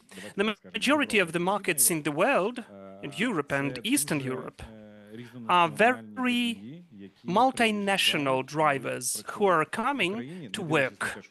And in Ukraine, in spite of such cases existing, it's a very low percentage as of today. And when we are talking about a Ukrainian driver, he is rather pestered. He would like to earn more. And the majority of the drivers, for whom it's the main way of earning, they even have the models how to work. Whatever it may seem funny, but still. According to the average indicators, the average income of the driver can be 800 euro, an average one. Not working a lot. We can compare it with any other profession. So, if someone put too much money into the market, it would work. And today we are competing at the market in the values, in the senses, the quality, and so on and so forth. I'm really proud that we are working in such a market, not just measuring the budgets. But it's already the sign, the signal for all of us that it may be the problem of the future. Let's give the opportunity, the prompt for the audience. You're really different companies, and you're still cool and high scale. You have the products of the world level. So what's the most interesting market, so that if you'd like to upscale, you should look into it, according to your opinion? Not just having too many challenges, but the opposite, when you just invest and it grows, the simplest. Denise, would you like to start? Would you tell me about that, because you are the expert in that? No, it is impossible. You cannot find such a market. Because of some reason, somehow people are already buying real estate and doing that generation after generation. So it is done well without us. We are more fighting against the customs or traditions than some competition. That's our issue. If we take the well-developed markets, it's okay there. They are okay without us. But we get used to stand in the long queues to get apartments. In Kazakhstan, they got used to buy accommodation, taking loans the next day after the wedding. That's their tradition. And it is all over the world. So our task is to disrupt this market. Our task is to redo the rules. The bigger historical players, during the whole existence of the market, are against that. And they have several ways of the development, either to adapt themselves and to implement innovations, or to buy and bury it, or to pretend that they don't exist, that we don't exist for them. We are using that they are not paying attention to us. That is why we are winning every year. Valeria, a country. Don't say that it's hard everywhere. I cannot name you the country because it will be another country for each business. Let me give you a tool how we assess. What do? We have an approach, more than 10 criteria by which we assess each of the markets. For us, it's critically important to have certain criteria. I'll tell you the example and you will create your own indicators. What's important for us? Accessibility of the content which we can take at this market. If the market of Italy, a wonderful country, you'd like to work there, I'd like to have a team there, I'll go there, and to conduct meetings there, and so on. But in Italy, the TV market is monopolized. So if you cannot make a deal, in Ukraine we have Starlight Media, 1+1, and in fact each media group can collect certain content. If you didn't make a deal with someone, you made a deal with other ones, and you begin the work. Their market is monopolized. So you come to the monopolists, they look at you and they say, we don't want to, but let's make a deal. We have such a nice product. Yes, you have a nice product, but then they can give you any price. And if you cannot collect the content, it's about any type of content, sports rights, like the UK market. Whatever we'd like to pay, we would never buy the football, soccer rights there, because the soccer rights are sold not only for the money, but for being there, because this company is there for about 50 years there. And even lords and ladies are there in the traditions which cannot be disrupted. Even if people don't like that, they still go on with that, because there are certain traditions. This is the approach. So first we're looking at the accessibility of the content, and to understand what's the minimal valuable product we can collect, so that this group could be loving that. So accessibility, whether you are important, it's important for you to have the qualified technological personnel. You are calculating. So where we had to collect top 10 markets which were interested in these indicators, and we processed them in the groups where everything was working. That was the market which we chose, and then we had objectives and tasks. This is how you need to work, because if we had some country of dreams where nobody would come to and everything is growing there, in a year it wouldn't exist there, because everybody would go there. This blue ocean everybody is telling about is a kind of a myth, because everything is quickly developing, the processes, the speed of copying is so high. Whatever you invent will be copied in a year, will be cheaper, and so on. So we are constantly working, changing, and we shouldn't be afraid of the new. Thank you, Valentin. Out of what we see in our work, there are two cases. The first one, the market where we don't have the consumer's custom, what Denis said about, and there is the market where it exists, and when there is already said that people are trying to solve their task with some different product. When there is no market, you shouldn't go there and try to create something there. It's too expensive. Yandex maybe can afford it for itself. So that's why we are looking more into the areas where people use some different equipment, and where it's working is where they have super obsolete story and technology. When we come and disrupt it there.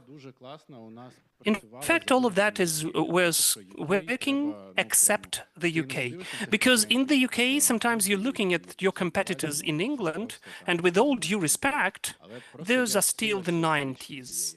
But still, this is the custom, the tradition. And in other countries, everything is okay and disrupts. Still, there are markets where they have super complicated competition and their own customs and traditions. For instance, the market of the North America, where in spite of any of our ideas, we can see that technologically we are already ahead of them. But from the perspective of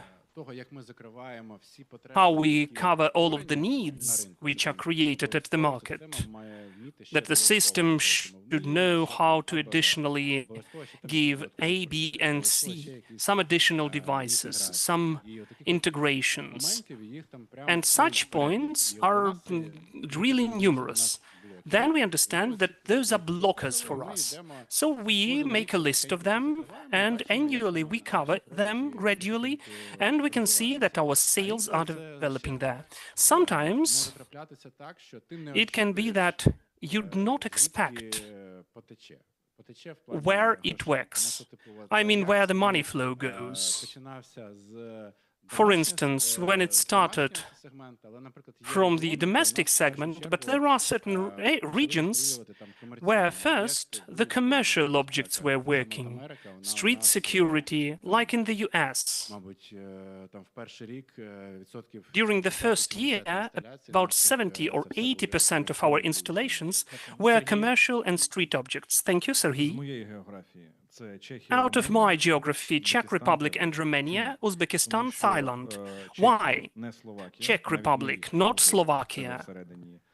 Because even we consider them similar, they are totally different, considering the cultural code, legal issues, bureaucracy. Czech are more loyal for the investments than Poland, because it seems for the Ukrainians that you need to go to Poland. According to my own experience, as the operational business is working, I would look more into Czech. You can grow quicker there, and the ROI is quickly there. Romania is Ukraine 20 years ago, but it is in Europe. It has huge potential. Uzbekistan, among the Middle Asia, it is the market. Well, I will not explain to you, but lately they have lots of discoveries and permits to do something.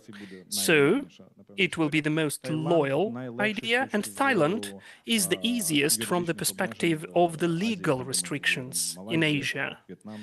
Among Malaysia, Vietnam, Philippines, all of those islands. Thailand is easy about that. Thank you. We'll now have the Q&A session. But before we move to it, we are in Genesis. We thank you, Genesis, that you host us, so we can play this game. I have tarot cards here.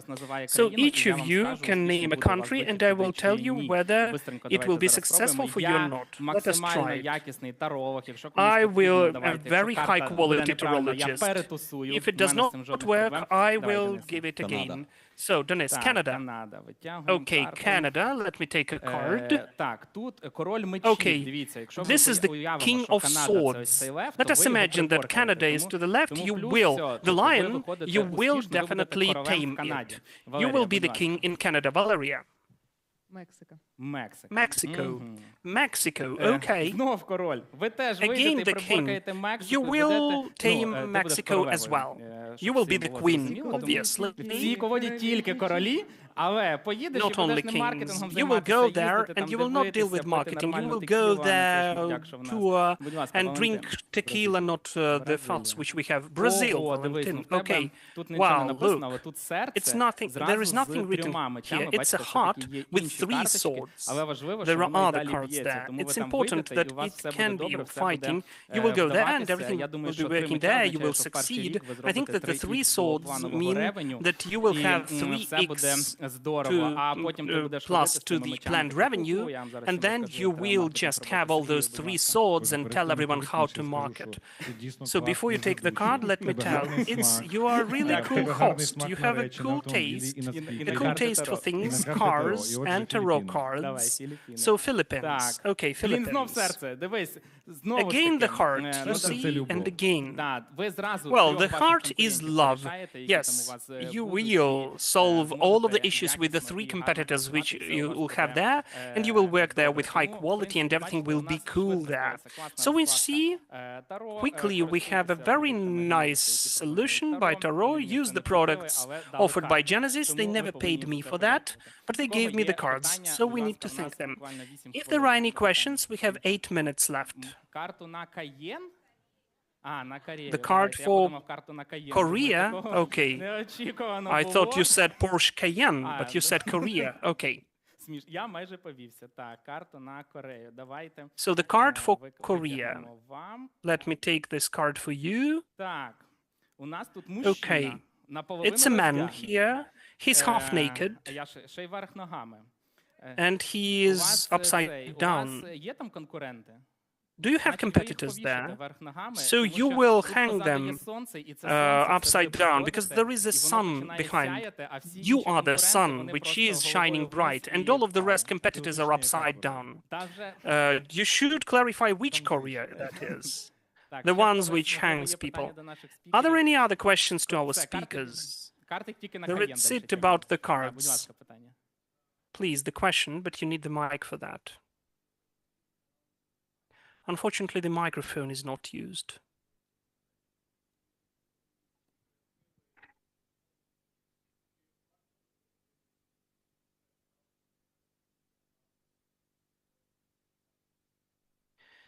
Unfortunately, the microphone is not used.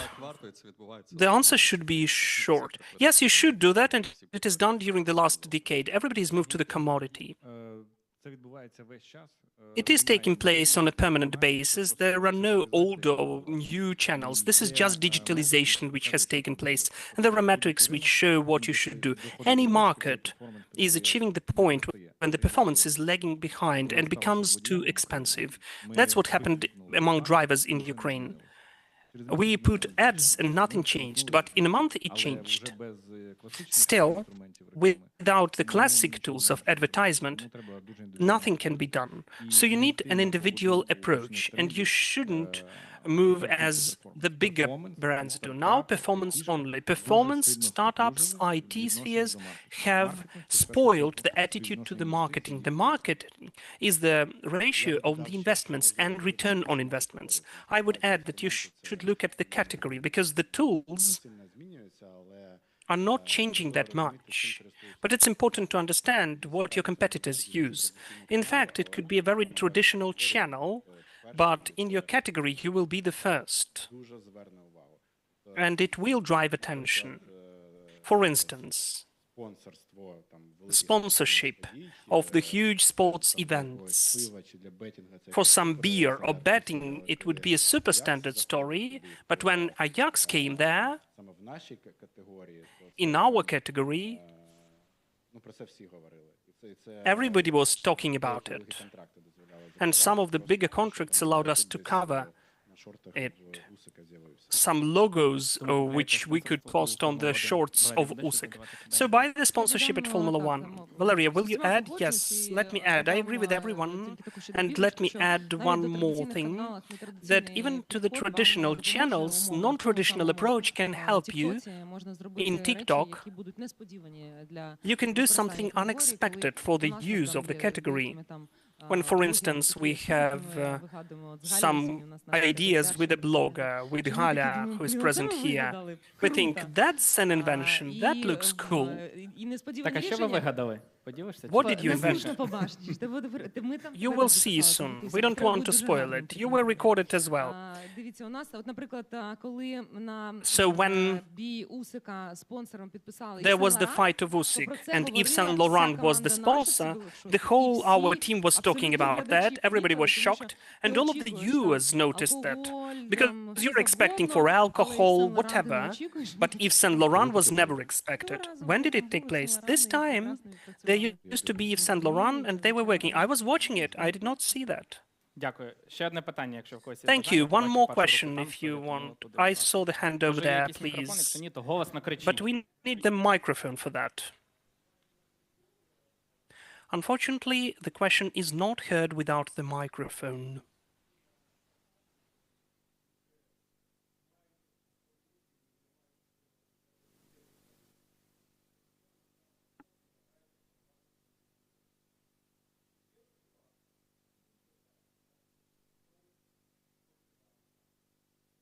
Партнерів, стартапів, інноваторів, скейлапів, проєктів. Якщо немає, наскільки ви бачите в цьому перспективу для того, щоб швидшими темпами українська інноваційна система, екосистема, зайшла на міжнародні ринки? Дякую. Хтось хоче відповісти, якщо так, то супер коротко. Who wants to answer? If you'd like to, super short answer, please. Його немає в Сергій, we don't have it in Ukraine. Представництва Bolt, але We don't have it in the Ukrainian representation office of Bolt, but what's in Estonia? Because the company is Estonian. It would be cool if we had it in Ukraine. They have different unions, IT startups, which help to promote the partnerships together into new expansions. I think and I know that the bottleneck will be the legal issue, because different companies may have totally different restrictions. But what could be definitely an advantage in the win-win when, let us speak about the partnership of the taxi. When we'd like to have the partnership, we need the payment system, the logistics, the vehicles, couriers, deliveries, the work with the staff, a lot of work with people. So if it is all working, then it is interesting. But it would hardly be easy to drag someone. Maybe to go together, yes. We always have it ad hoc. There cannot be some program existing. Just while communicating with the partners, when there is some need and you understand that our Ukrainian product can solve this issue, we always share it. And in fact, there used to be requests very often when our partners, the installation companies, the guarding companies, very often they don't have their own marketing department, and their experience with the agencies is rather negative mostly at their local market. They don't have their own expertise, how to pose the task, how to control it, and so on. Then, looking at the partners where we can see that they're doing something and they fail in something, and we'd like to help them, we have our own internal team which can provide some basic services. But if we are speaking about the full marketing maintenance or accompanying of the partners, we provide the intro for our local agencies, and then they're using their services. Thank you. Let me add that we are working as startups, so we really understand your issue, and we found a way to be partners with the local authorities or local representatives or universities. As we are the IT guys, we are the suppliers of data, we cooperate with some of the universities. An example, in Ukraine, as all over the world, the real estate market is important because it shows the health of state of economy. And in Ukraine, the National Bank of Ukraine, while assessing the health of economy, is basing upon our data. It is done for 7 years, but since this year, the International Monetary Fund is using the data of Loon as well. It was not accidental, it was the direct way, a targeted way. We are doing that to get access to the markets, to the connections, to the rules, and future partners with whom we can work in the future. We have the expertise, and we are working it for the development to find the future partners who would help us enter such markets. Thank you. Дякую, що послухали. У нас сьогодні був Bolt, Ajax, Megogo і Loon. We got Bolt, Ajax, Megogo, and Loon. Thank you all. Have a good day. Раз. Я вам дуже дякую, це була дуже корисна розмова. Thank you. That was Від absolutely вас, як useful лідерів, це було discussion. максимально And приємно from чути. keynote Тобі ми speakers, дякуємо it за was a цікаву pleasure розмову і to за listen to карти Paul. Таро. Thank you for Можете залишити exciting якісь discussion контакти and тим, for хто tarot хотів про країн cards. поговорити. Maybe you can leave some contacts for those who would like to raise the Дякуємо. Porsche Отже, в нас Cayenne зараз case. Well, 25 хвилин перерва. let's have 25 minutes of break. And you do remember my request 3 контакти to сьогодні. meet Тому each other запрошую and вас get і at також least 3 нагадую про те, contacts. що є QR-коди, які So зараз не I видно. invite you, and I will remind we have QR codes. 250 гривень або You can більше. donate 250 hryvnia or more and pick any alcohol, non-alcohol cocktail here on the bar stand. Thank you.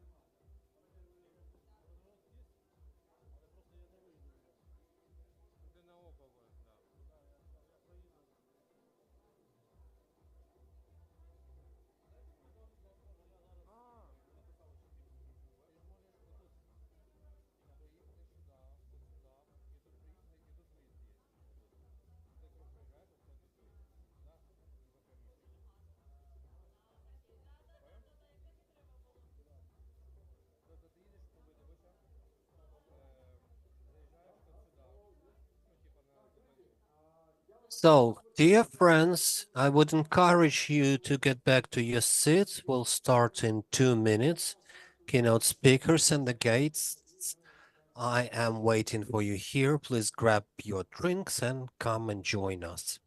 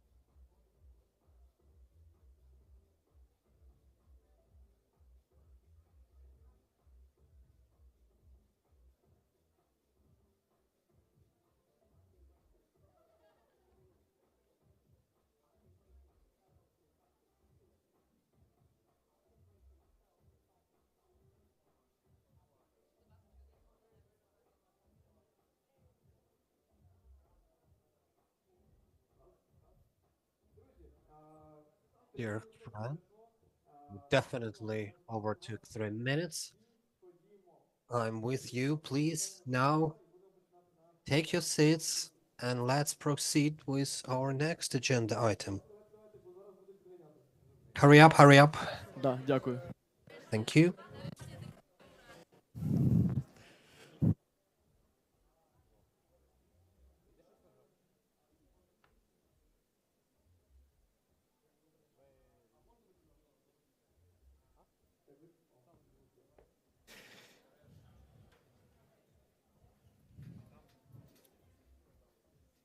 Так, всі, будь ласка, сідайте на свої місця. So Ми будемо please вже take your починати. Я буду seats. We'll start. кликати наших спікерів. I will Був радий invite our бачити, що speakers. ви між собою It was спілкувалися, pleasure to знайомились see that you і were обмінювались talking to each контактами. other, Це була that одна з you наших цілей.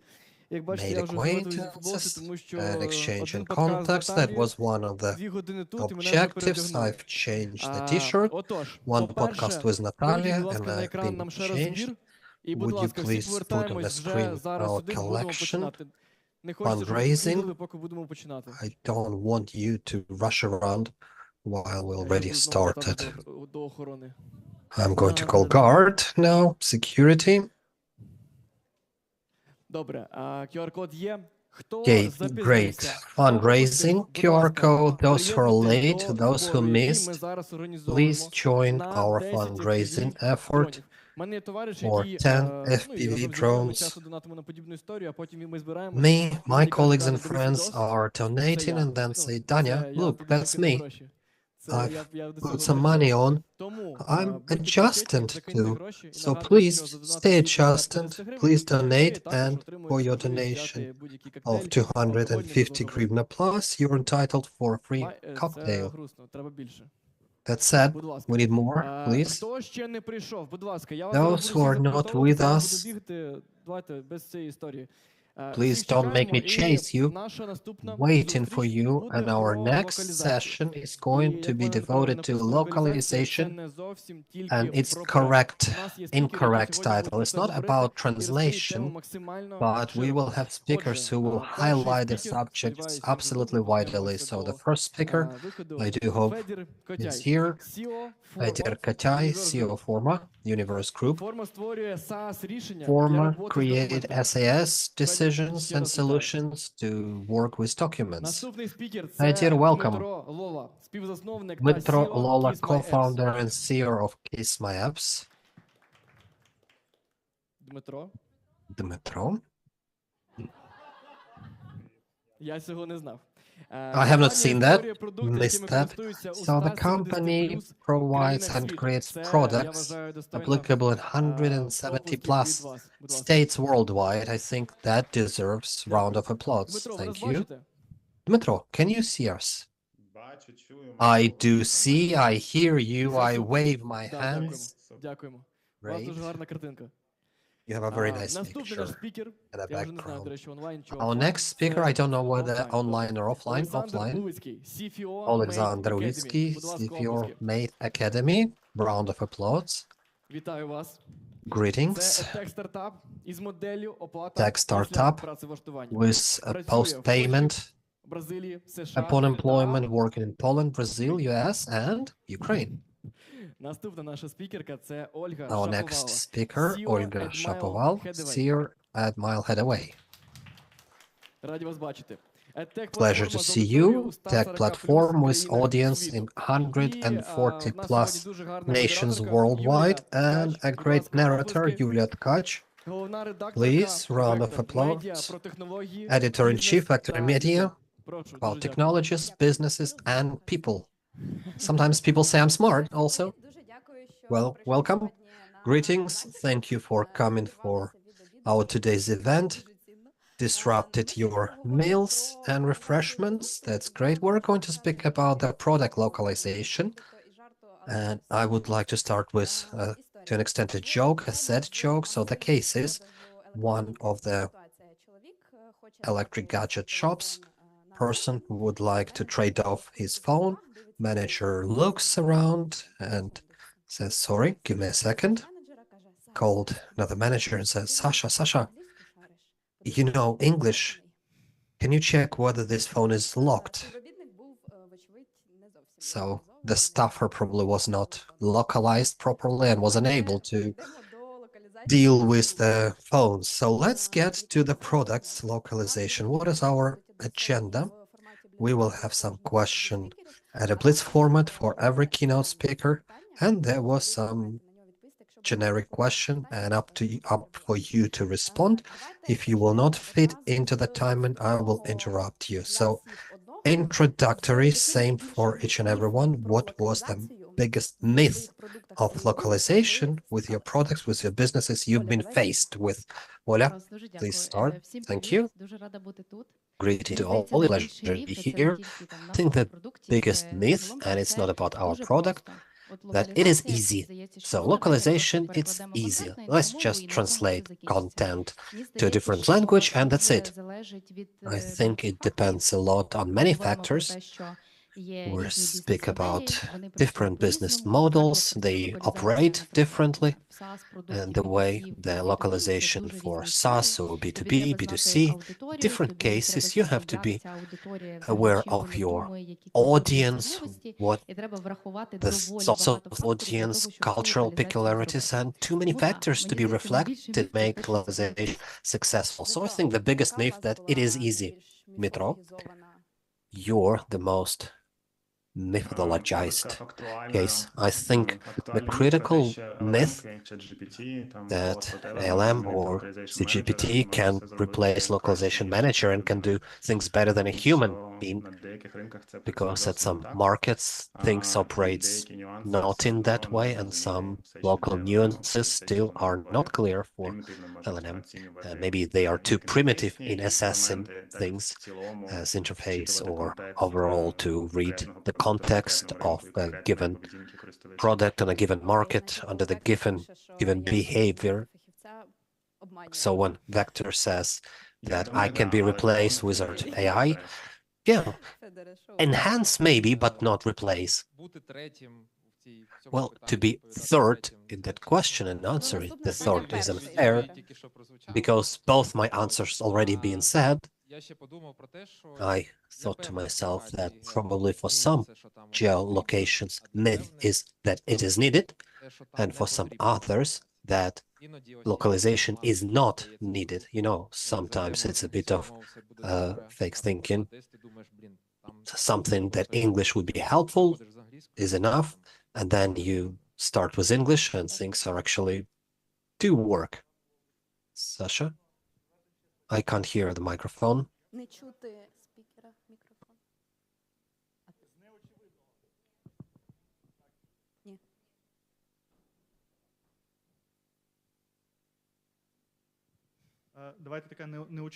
Let's note that obvious thing to be mentioned as the myth that if you launched something locally,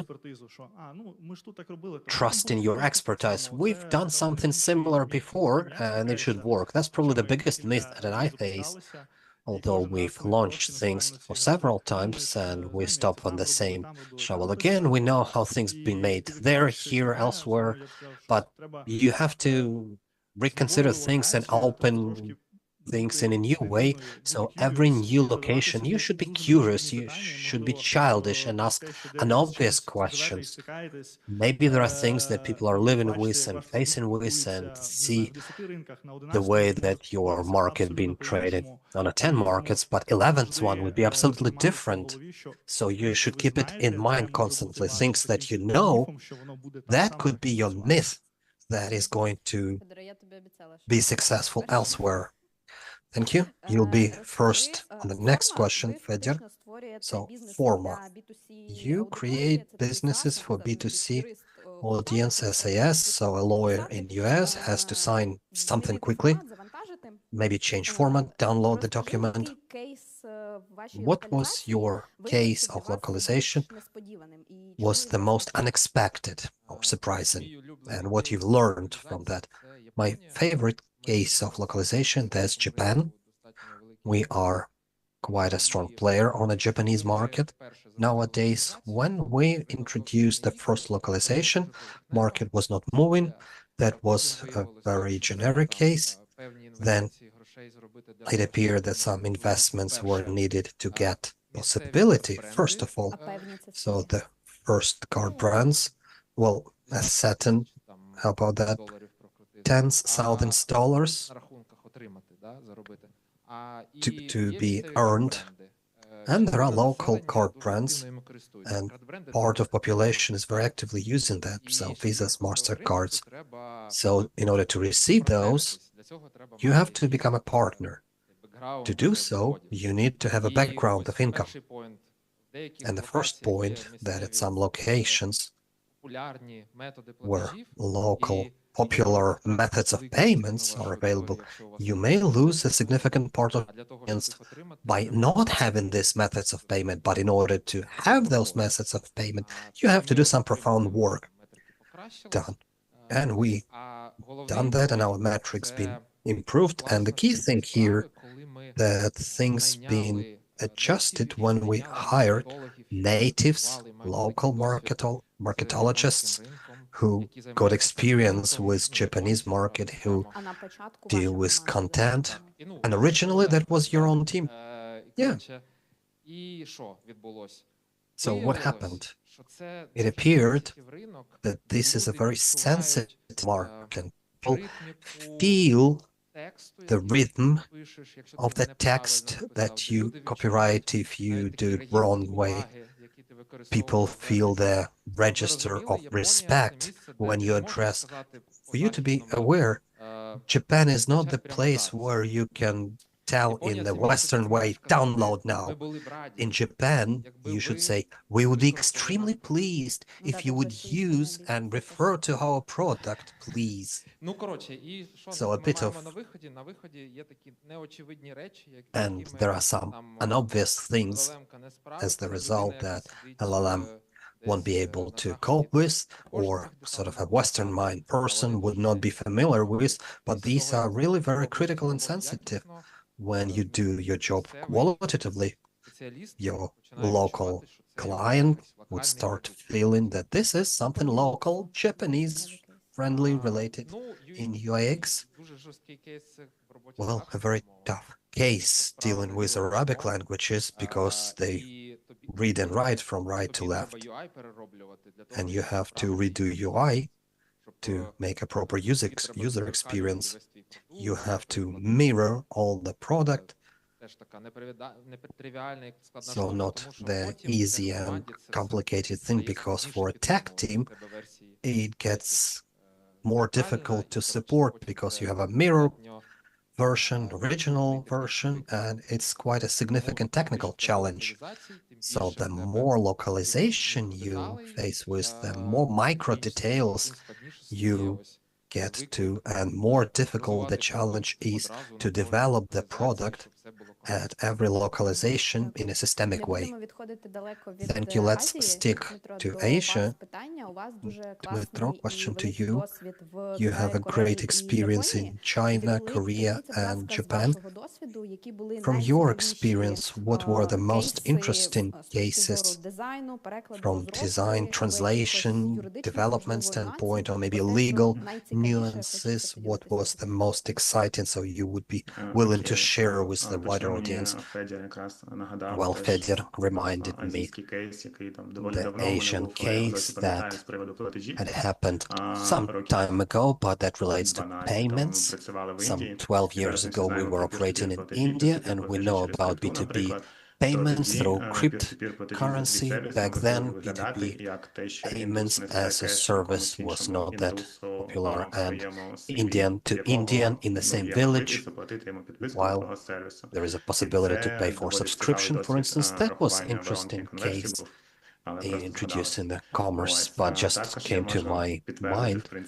I can confirm what has been mentioned about Japan, and from a surprising thing that we faced with the Japanese or Korean markets has nothing common in between, neither from interface nor from visualization standpoint, no tone of voice. For instance, Koreans are more Americanized, although history says that it should be more or less the same, but in fact, no. And more familiar addresses are better received than in Japan, but from the visual standpoint, that's absolutely different case. And from Korean standpoint, it's much easier. We have results of minimalistic visualization, BTRs from crypto or whatsoever. From the design standpoint, well, I don't know, some sort of Japanese fast food, that's what we do in Japan, for instance. But the biggest challenge is China. We have quite a significant share of income from China, and it's absolutely different world, that it is not a democratic state. And there are significant operational challenges to work in China, even through App Store, which was probably the simplest thing to happen. You still have to get a local licensing in order to advertise in App Store. You should have an additional licenses, local license. For instance, some cloud services are not working, Google, Amazon. You have to be aware, and you have to learn the DevOps and develop local service-supported infrastructure. Besides, it's absolutely different behavior in terms of payment attitude and refunds. From the refund standpoint, China increases the average market elsewhere, and policy for refunding is absolutely different. Sometimes we can provide a double refund, so we have peer-to-peer refunds and returns through App Store. If you're not going to do that, Chinese is not going to complain to App Store, but is going to complain on you to their customer rights organization, and you may lose your license and you won't be able to operate in China. So you have to be very careful in calculating pros and cons. In terms of design, probably the strangest thing about China, that design of advertising materials and applications do not match each other. So we normally tend to do the consistency with the end user, so see some creativity in application and icon. From China's standpoint, it works differently, and if your application can be a bit more aggressive from our standpoint, because the red color and lucky numbers, tariffs with 6 is better than tariffs with 9s as elsewhere in different markets, but from advertisement, it more looks like what we refer to China, when you have to treat with respect, do not push, do not force, do not be too aggressive, download now, get service immediately or whatsoever. So these are probably the major points. Any amendments? Anything to add?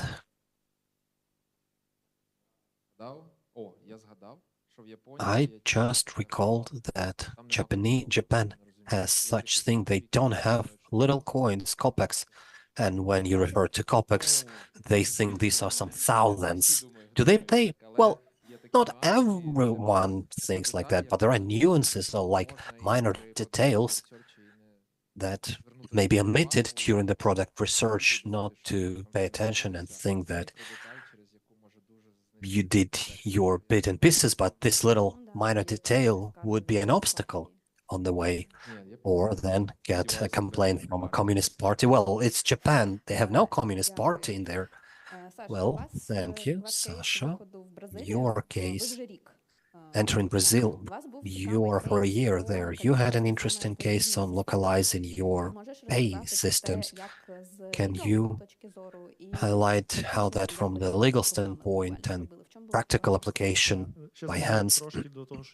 Well, what Dima had mentioned about China, same in Brazil with refunds. People like in Ukraine have like 14 days, and you secure that 14 days for refund cannot be submitted. Brazil has 7 days by law, but that is so socialistic state that they can request half a year after, get a training and then seek a refund. If you do not do that, they have the webpage, Reclame. It's like a big garbage bin where people put all the negative comments, and if you're there, it's not good for you, and people can seek a refund, put you on this garbage bin, and then take you to the court. So to an extent, reminded me of China. Yeah, pay systems, something that could be underestimated. We were researching the country. We had a long list, short list. We narrowed that to Brazil. We did a backdoor test and things that we've been sort of exploded. They don't use Visa and MasterCard. That was not obvious to us, so we redo things. We relaunched based on their local cards. The other thing, which was not obvious, absolutely, Brazilians are buying things on a credit. They don't care. The only thing that they care is their monthly payment should not exceed $50. Even T-shirt on the shopping mall, they would buy for 6 months credit payment. And it was difficult to build up such a system because we, as a new provider, paying in parts, were not welcome because we were unknown. And they said, we can process your payments, but that would be your loan. And we became from business like we get accustomed in Poland, in US, when people pay up front. We became a subscription model which radically changed way of working. So retention was very critical.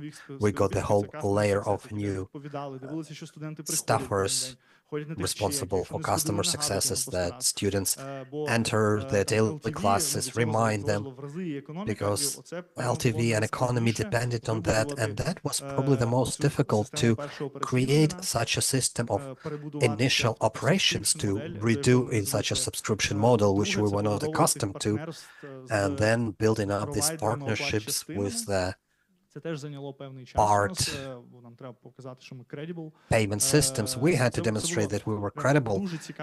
So that was an interesting way, and then part of this lessons learned in terms of retention, we start applying more in Ukraine and in Poland. Maybe that was not that needed in financial standpoint, but in terms of students' experience and access to training, that was critical. What were the cards solutions? Well, there were local providers. The majority, these were local cards and local payment methods, and initially we engaged SolidGate. They were covering us, and then to make this portion payments, 90% of payment goes by portions. Almost nothing being paid up front, so we had to get a local campaign and hire the team. Well, definitely a local team was hired immediately, because the peculiarity of business, we sell through the phone, so it should be local, Portuguese language, and things that are not obvious. People do not talk by phone on Brazil. In any market we sell, but people do not talk by phone, so it should be CRM, so slow, chat, so video, because they tend to talk, they would like to see opponents, so build the trust and confidence. Again, little things, but they were changing our processes on the go. We're growing, steadily developing and adapting. Was that expensive, that experience for you? Well, I would say, but for other things that we would be aware before, we would be quicker. Are you profitable? We are profitable in Brazil, but it was quite an expensive learning, but it's still an experience. Olga, question for you. Have you had a case when your content that was effective globally failed in allocation and was not demanded? Yes, I probably would start that it is critical not only what you are talking about, but what the first thing you demonstrate to the user, because when you enter a new location, it is very critical to maintain the engagement that is already available on the local dimensions. You definitely have to translate to the language of the new market, but let's be fair, there were cases that a sort of content failed, maybe subject to an extent, if we speak about some Asian region, that different things, because people, first of all, pay attention to different things, but content is a hub of the problem. We are the coaching platform, and content is part of the solution. Then chats with coaches and one-to-one sessions. So we decided to make a Spanish localization because it's B2C platform. It's relatively easy to get to different areas. We can do test pilot, see how creatives work on a different language, and super, just check the conversion. If it works, we'll proceed. But with chats, we missed a bit, obviously, the Spanish localization. It's not only Spain, different regions, Latin America, Mexico, but with that, Spanish ones were the most eager, the most keen, impatient, because we decided originally to keep the coaches English speaking and seeing how that would succeed. And then we realized that translating in a real time through ChatGPT or any translating service. There are many available, but it takes time because people come with different requests, and life coaching platform and requests may be different from career up to leadership, relations, anything. And unlike Americans are more patient. They come and ask, do you have time? Are you up to speak? Spains are different. They start typing 10 messages in 10 seconds. Where's my response? Why I don't have my response? I'm waiting. I've paid. I need now to resolve my problem in a second. And obviously, our coaches will start complaining. We do understand that this is a startup, but do something with that. And as you will start scaling the supplies with Spanish native speakers, and the same with Spanish. So we have a Spanish-speaking coaches running the sessions, otherwise we can't do it. Do you have the market of 140 countries? Yes. And what about other countries besides the Spanish one? Did you have anything similar? No, because mostly English localization is covering the requests which are needed. And the Asian market? No, we are not at the Asian market. Okay. Can I comment on that? The history of the content. Let me tell you about Brazil. It's interesting. We thought that we will create it cheap and dirty. We have lots of educational videos and content, but it's either in English or Ukrainian. So searching, translating, to search a new person to record it with would take too much time. We thought that to do it through HeyGen lip sync, and it will be working. We used to do that in other countries. In Brazil, we were hated. They instantly understood that it was AI, people hated it, and we needed to re-record it to have a live person for that.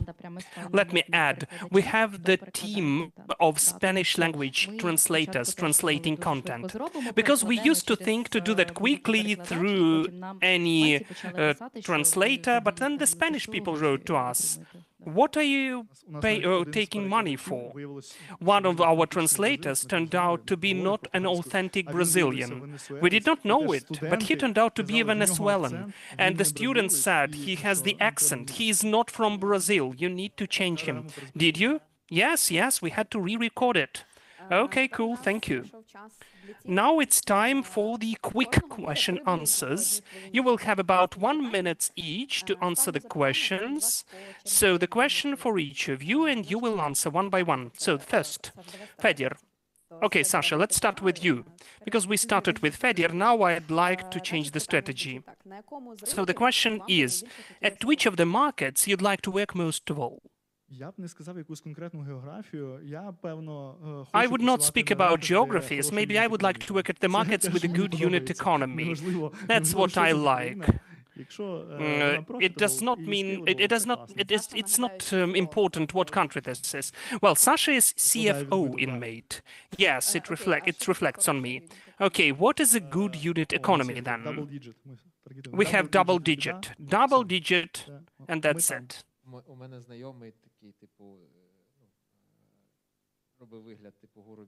My friend pretended, he always said that you need to earn more than you spend. Okay, fair. Dmitro, where would you like to do it most of all? Where we work, except the countries under sanctions, but I would say out of non-pragmatic ambitions, maybe Ukraine, because no one knows what we are doing, honestly speaking, so this is a kind of the wish. So that the people could know what we do and we can create products which can be of high quality. But on the other hand, this is one of the main reasons why we are not focused on Ukraine, because from the perspective of unit economy, it is not working, and we are rather pragmatic as well. I think you're pretending. At least those who are reading Vector know about you, because the week before the last, we published your column. Well, yes, they know about some of the Kiss My Apps products, but still, Our market from Ukraine is not too big. Okay, Ukraine. However, now I'd like to say, maybe you know Saldo Finance, the app for the personal finances. Kismems is already doing that. He moved to us. So maybe now we think that it will be working, but it was not done by us. It was done by a friendly company. Ola, I was listening to the guys. That's it. Now I need to move to the Asian markets, I guess, because the culture itself there can be rather interesting, especially for our product. And I really like to research people, how they behave, which problems they have, how they can solve them. So that's how they work. I have 2 points. I also support the topic with Ukraine. We are thinking about that a bit. But definitely the commercial story, which could be successful. But from the perspective of the commercial profit, a very interesting thing, as I was already mentioning, the Arab world, Arab languages, because it is harder than mostly.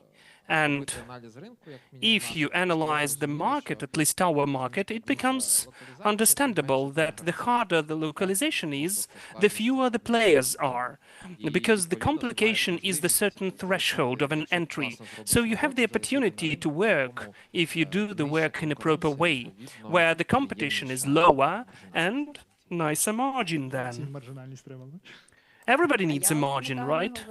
I remember that we were talking to Yaroslav, and he said that he loves red oceans, not blue oceans, with lower competition. Well, the red oceans are taken by us. There are only blue oceans left. Alexander, do you need to instantly localize the product when you enter a new market, or you can do that in the process? What's better? Well, our approach in Meta, we try to invest quickly and cheaply. Minimum of localization in our case. When we have the lip sync, we launch it or fake door test, and we can see that it can work. Then we have more of localization. But gradually, just to try the country, the cheaper, the quicker it is, with minimal efforts, the better it is. Okay, Dmitro. I also wanted to add about the Arabic market. What's useful is not to commonalize it, not to make the same localization, because as for the Arabic market, some of the countries, for instance, like the Emirates, they are totally different, or Saudi Arabia is different from Kuwait or Oman, but still they are similar with Israel from the perspective of the market unit economy and how you combine creative part and tariff plans. This region is very inconsistent according to our experience, as well as Asia is, because they have Japan, Korea, Taiwan, Thailand. They don't have much in common, in fact. As for the question of the quick Q&A, could you remind me the question? Do you need to instantly localize the product, or you can get what you have and then you localize it in the way, on your way? Well, it depends on what localization is. Here with the MVP, localization can be done. But it's not the fact that it will be working, it will be enough. Localization is the process which, in my opinion, doesn't end. It is continuous. While you're working at the market, you still go on with localizing. Now it is cheap to do that. So, of course, I would do that as well. But definitely you need to improve. A good point that it's a process, Ola. It depends on the business, at what a stage it is and what the product is. If it is really, it can be done, if it really can be done quickly and cheap, then you need to know what you'd like to test and what specifically indicators you'll focus upon to say what was working, what was not. Because, formally speaking, if it is done according to the textbook, you need to localize the product. Otherwise, you cannot understand the engagement, the regulatives, nothing. You will just see the high refund rate, and what can you say? That it did not succeed. But if it's a startup, like in our case, you don't have time or money to localize it quickly. Then you just create the MVP, you enter quickly, you test, you look at the important metrics, and then after that you fully localize the product. Fadir? Want a joke? Okay. I was thinking what was Dmitro saying, and I again did not hear the question. Okay. Localization of the product. Should it be done instantly when you enter the market or in the process? Okay, then I listened to it a bit. So, it depends on the market. Look, sometimes, according to my experience, it depends on the business and the business at the specific market. According to my experience, there are markets where it is compulsory. To create economy, you need localization. For instance, Japan. And there are markets where you can make it later to press on it. Everybody knows perfectly. Let us take the Scandinavian market. It is very nice. They have very nice level of English language among the population. You shouldn't create the localization for the product there. Speaking about languages, in local languages, it's already a certain additional perk when you are already big to achieve the coverage of the market. So it depends on the research which will be conducted with these and those locations. Maybe it also depends how this or that country or its population perceives a different language. They talk, there is certain stigma. Let us not put labels, but they say that the French don't speak English to you. So maybe in such cases you should. Let me tell you the following. In our business, France is performing well in English. Okay, we busted that myth. There is the Central African Republic, and they know English very well in Africa. So really, sometimes you don't need to complicate the things, but you need to know the geography and the peculiarities of the conditions of the region or every state. And then, approximately looking at the intuition and logics, you may understand, with a probability of 80%, whether localization is needed there or not, from the very start or not. Okay, the next question to you as well, so that you shouldn't forget it. How can you understand that your product is really needed at the market? You should test it. On whom?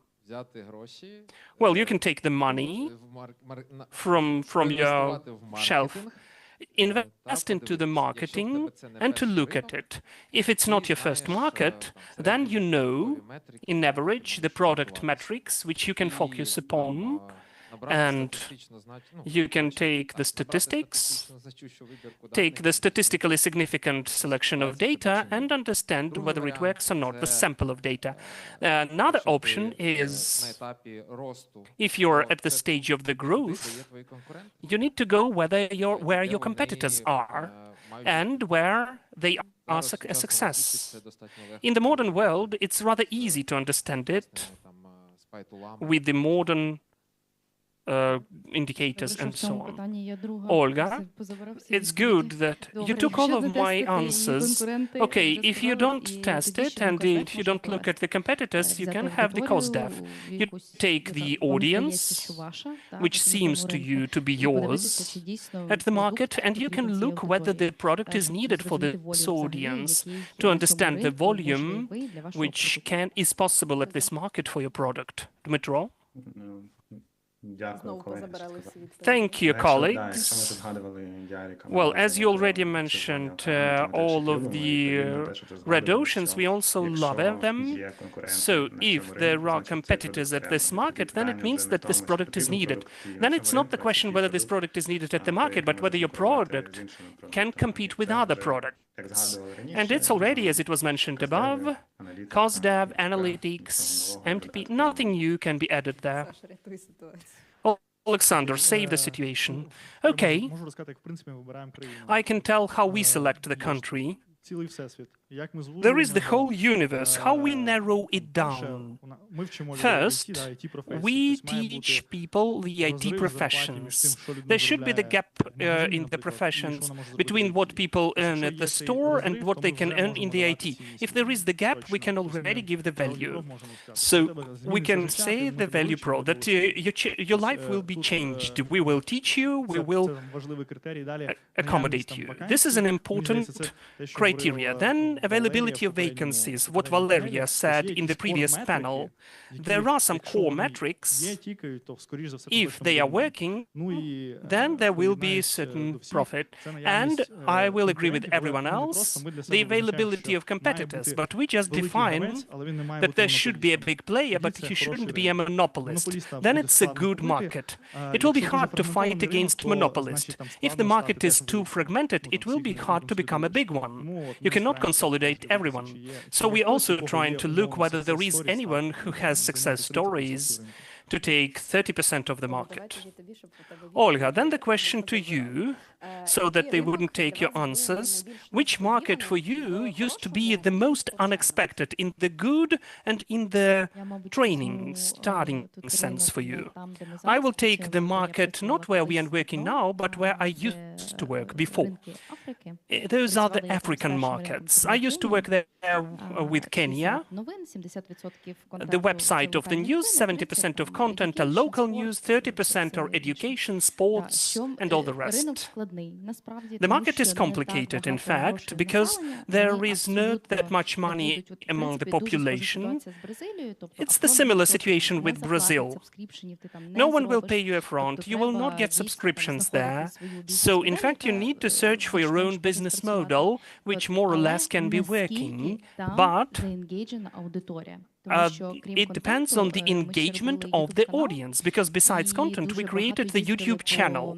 And we went along different families, collecting life stories, which can be very heavy and hard, but still people were involved, they were helping, commenting on that.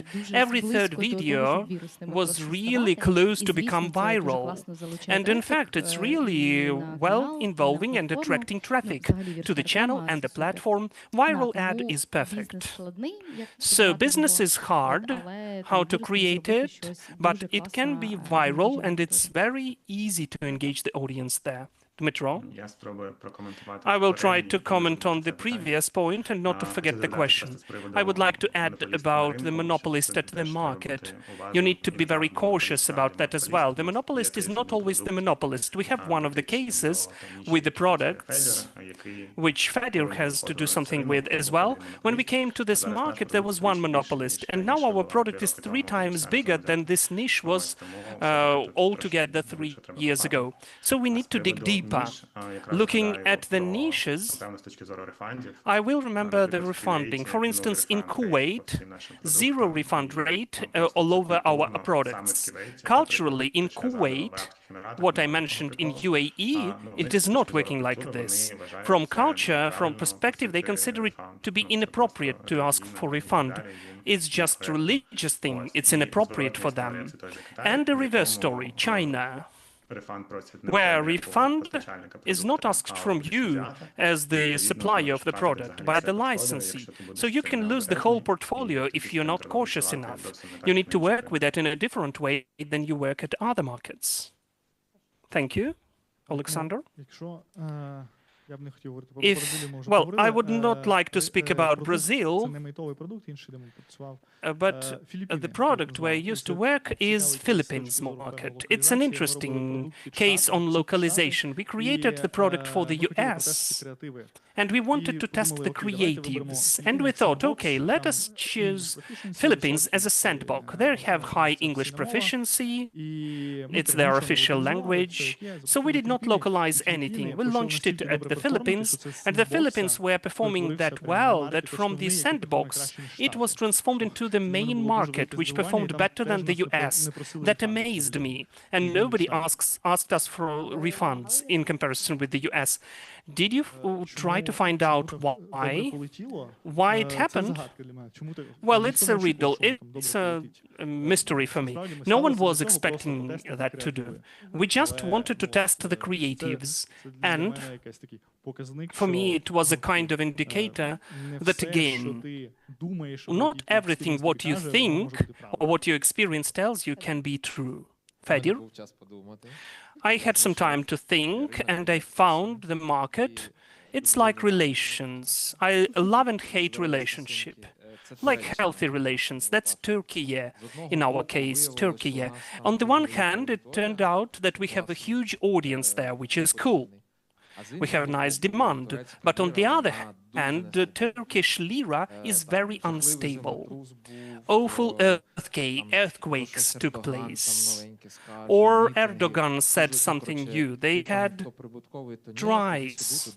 You're either profitable or not. You're balancing all the time.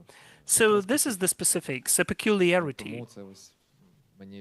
So this is what seems to me the most perfect example from my experience. Then you will have to think about the next question as well, because the question is, what's the cultural peculiarity which amazed you most of all at the new market? Alexander? I will tell about the Brazilians.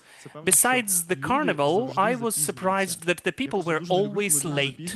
I really hate when people are late.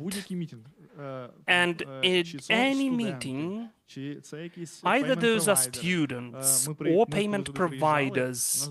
When we came there, we had a meeting with our legal partners, with a company which worked with us, and they were late as well, all of the partners, and they are always late for 15 minutes. I still don't understand it, this cultural peculiarity of theirs. It shocks me. Interesting. Someone already told it to us. I don't remember who. Dmitro, didn't you tell us that? Maybe, maybe not. But we had a similar case as well. I just listened to Alexander, and it seems to me I have Brazilian roots, origin. But you are on time today. 15 minutes earlier even. Well, because I was controlled, I was under control. Well, it's good that you have Brazilian roots, not Kenyan, because in Kenya it's okay to be late for an hour, and then they will ask you for half an hour, how's your family, what's the weather, what are the events in your country, and you think, let us start finally. Tell us then about your experience, or where you going to tell about Kenya. Well, yes, it is interesting, but I don't want to repeat. Maybe let me take Spanish partners, as well as the French, who don't want to speak English. The Spanish don't like English content as well. They don't like to speak and to write in English. So again, we have this language barrier, which we need to take into consideration. But what amazed me, the majority of the male audience are for the topic of relations. So we have different approaches. For instance, to recover after the breakup or to find new relations. And one of the topics was to save your marriage. We have the average audience, the core of 35 years. The men in Spain don't think that they have to marry at 35 or 40 because they marry much later. When we understood that, all of the topics were working, not this one. And then we understood that this is kind of a separation from the parents, which would be the suitable topic, then the topic about the marriage. And as for Italian market, isn't it like this? I don't know, but maybe something similar, I guess. Dmitro, do you have any interesting case? I can only remember the China because it's a totally different world. The need had a different time period, and then all of the business apps are getting 0 downloads. However, all of the content apps show X3, X4 growth. So this is the seasonality which you need to mean when you plan the market. And also I can remember the US, which we are working with to this or that extent. It's a big country, and it depends on the state. They have cultural differences, and you need to take that into account, that New York, LA, and Texas may have totally different content for the creatives. Thank you. The United States. A cool insight. We always frequently looking through our personal experience. For me, there was a very non-trivial story there. The comeback, or the return of payments for people. And it turned out that in the US, they have the well-diversified banking system. We can calculate those banks on the fingers of our one hand, and they have more than 200 banks. They are not that well technologically developed, so they have this habit to communicate with the management by phone. And when you want not to have issues with the payments, when the person is coming to you and the bank says that you took the money illegally, then you should have the phone support, because they love to talk about money by phone, not to write about that through emails or chats. Well, maybe not to have evidence after that. Oh, all of that is audio recorded, but still it's a working story. That's the real thing. Cool. Can I tell you about one more thing that's interesting about Brazil? Maybe it would be useful for you. In Brazil, they really hate when people are fired. It is just firing a person is so bad. To protect yourself as a company, you need to hire a lawyer who will be talking to a lawyer of that person, and those two lawyers need to sign that this person will not sue you. There are services of lawyers' companies there who are bribing HRs to have the lists of the fired people. They call them and tell them that we should sue and we will win. This is a standard thing there, and the person can sue during 2 years after being fired. It's always a ticking bomb. You never know whether someone knocks your door. Well, it is easier. While you're in the court trial with one person for 2 years, you'll have to start with another one. That's it from us. Let's make a conclusion. I remembered the quote of Dmytro, that localization is still not just one action, it's a process, and it needs to be done constantly. I don't know how it was for you, but it resonated in me. Let's thank our speakers, Fedor Katyay, Olga Shapovalova, Dmytro Lola, and Alexander Ulitsky. Thank you.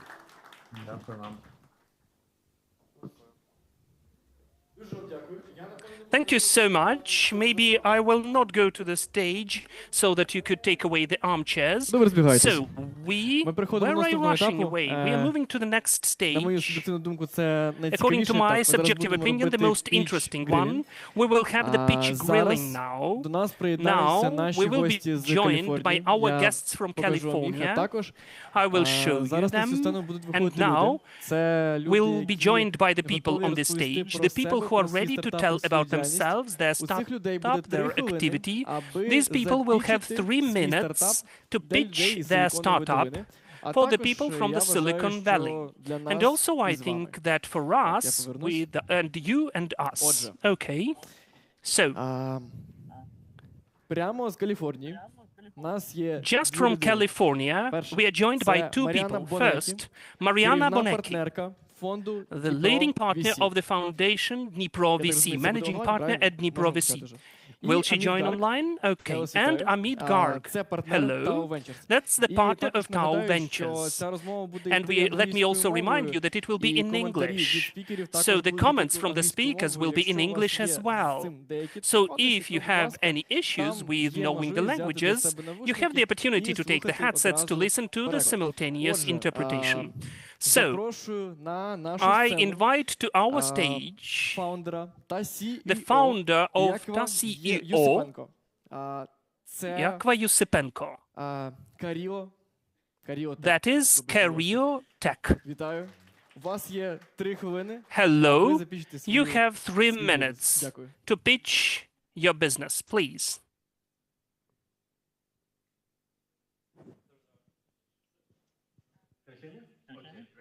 There's a $7,500 problem that every single company in this room will face, and not once, but ever again.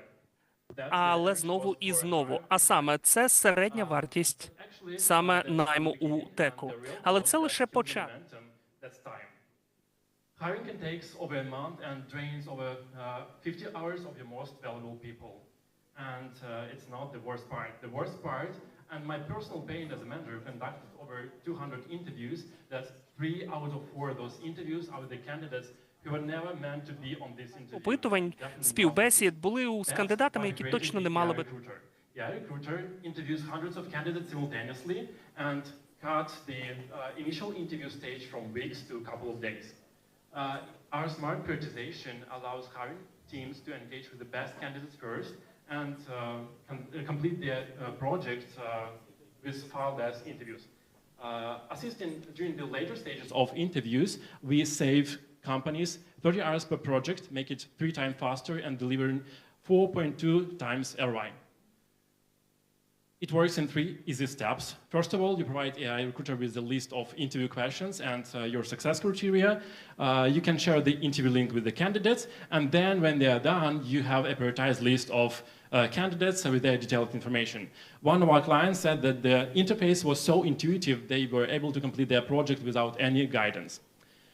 We are entering 2 billion global market of AI interview software, and our target is the EU and UK, $500 million opportunity.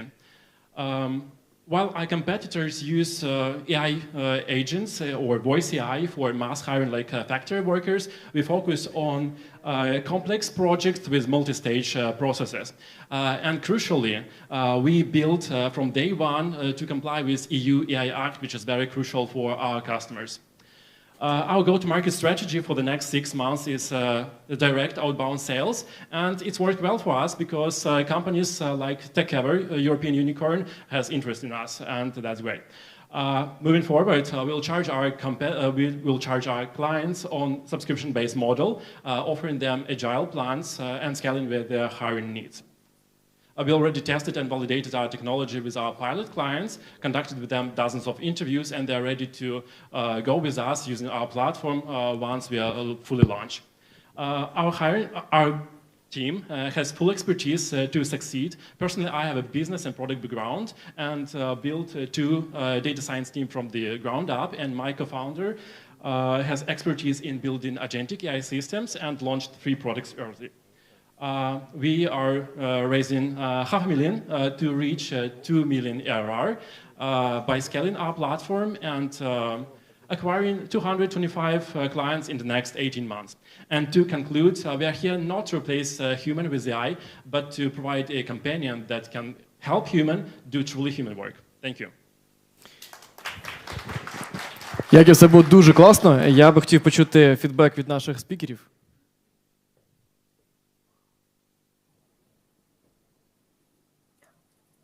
Sure, I can go first. Can you hear me?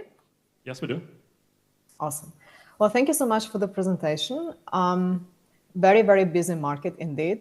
I have been through cycles of many pitch decks targeting this sector. What I couldn't understand I could understand that you focus on the complex multi-stage process, but I couldn't understand who is your ICP. What kind of clients do you target? We are going to the market, first of all, with hiring agencies who focus on mass hiring. They have multiple roles. And the second profile that we're going after, that's tech companies that have not only technical roles, but like I say, business creative roles. And do you already have some pilots? Yes, as we said, I showed you two pilots, and they fully align with our profile. The first one is a hiring agency which hire internationally, and the second company, that's a tech company with more than 400 people globally, and they're hiring actively. And are those paid pilots? Actually, no. Currently we have an MVP, but it's not a minimal sales product. So we validated our technology with them. Okay, thank you. Hi, thank you very much for sharing. Also got to see the slides here and saw your website. It's very interesting for sure. My worry is on competition. There's a lot of other companies that are doing similar things. You obviously have a competitive advantage being in Europe, but how do you compete against global platforms? I'll give you one example. We saw here at Tau Ventures a company called Bricks just 2 weeks ago, and they're focused on the US and China. So how do you compete against all these other bigger companies? The most important critiques in Europe, what I heard, that they worry about AI laws, so that protect us, so European Union protect us. And the second one that definitely differentiate us, that the customer experience. Most of the leaders, they don't believe that candidates would like to participate in such an interviews, and we have completely different experience that provides more honest or more fair experience for the candidate. So we focus on candidate experience. Understood. how do you stop another company in Europe from emerging, a fast follower? Can you repeat or rephrase the question? Sure, sure. So another company in Europe also tries to do what you're doing. I understand that maybe you are protected a little bit from the global platforms, but what about a local player? Okay, the competition is great, and it would be a bad idea to go if there is no competition. What we're considering right now, but it's not validated yet, it's a partnership with job boards, and in the accelerator I participate in, we have some connections that can help here, but not only this. Thank you. Яків Юсипенко. Ми вам дуже дякуємо. Це була компанія FutureTech. Thank you. That was FutureTech. Quite interesting, quite exciting. So we wish you all the successes and good luck. Next, our speaker, I would like to encourage to come, Alexander Nagirnyak, the founder of VolnyBFi. So you have your 3 minutes starting now to present your business project. Alex here.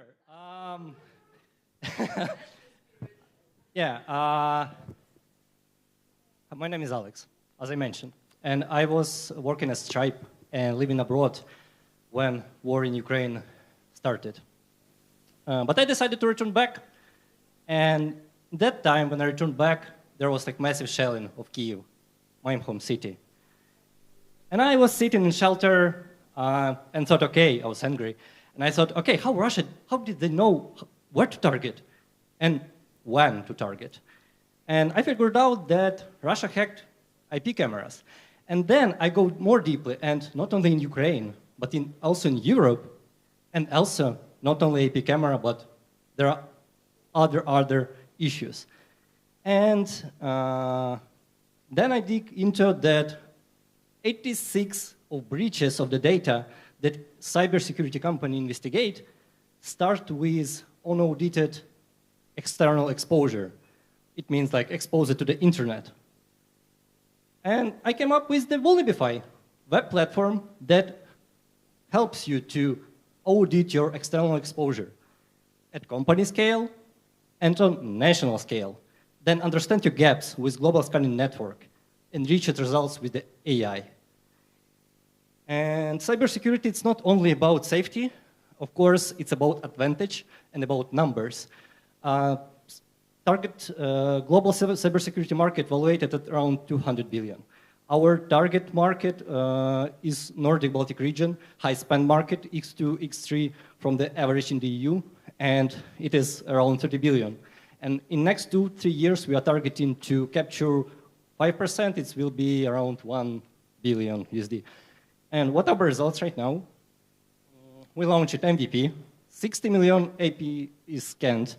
We discovered millions of vulnerability, including 10,000 open video streams.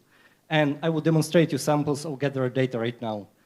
As I mentioned, cameras like railroads, bridges, power plants, even city hall of some city. Okay, we can build reports based on the data we gathered. It's not about only cameras, but about also websites. It is the website or entire database of one of the biggest UAV manufacturer of also some country. AI is skyrocketing, and there are more and issues over there with this. Here is the exposed AI server of multi-billion company as well. And it is only the safe portion to show because ongoing war happening here right now. So I can share everything. We have pretty much clear roadmap. I can speak about this after the pitch. Go-to-market strategy is also pretty much clear. What we are going to do is like contact to local authorities before go-to-market. Say that, okay, we are good guys, we are not bad guys, and then scan their local businesses, of course, network and provide individual reports, subscription, and on-premise infrastructure for enterprises. Competitors mainly located in China and the US. So we have pretty much spare space in the Europe right now. And I know that I'm out of time, but I would like to spend more time on the team because team is great. Me, a founder, have a like strong software engineering background. My best friend Alex, and Ivan over there, our business developer who brings me here. Thank you. And Inna and Bogdan, awesome people, with the expert of the field. Our ask, pretty much straightforward. Contacts, partnerships, and raising 500K to grow the data set and achieve expansion to Europe. So Vulnibify, making the internet safer on the cyber battlefield, but not for the enemy. Дякуємо. І коментарі від наших глядачів. Thank you, and comments from our keynote speakers. I can go here. Thank you for sharing. I noticed that you are selling into the government and into private companies, which makes sense. Selling into government, though, takes a while, usually months, if not years.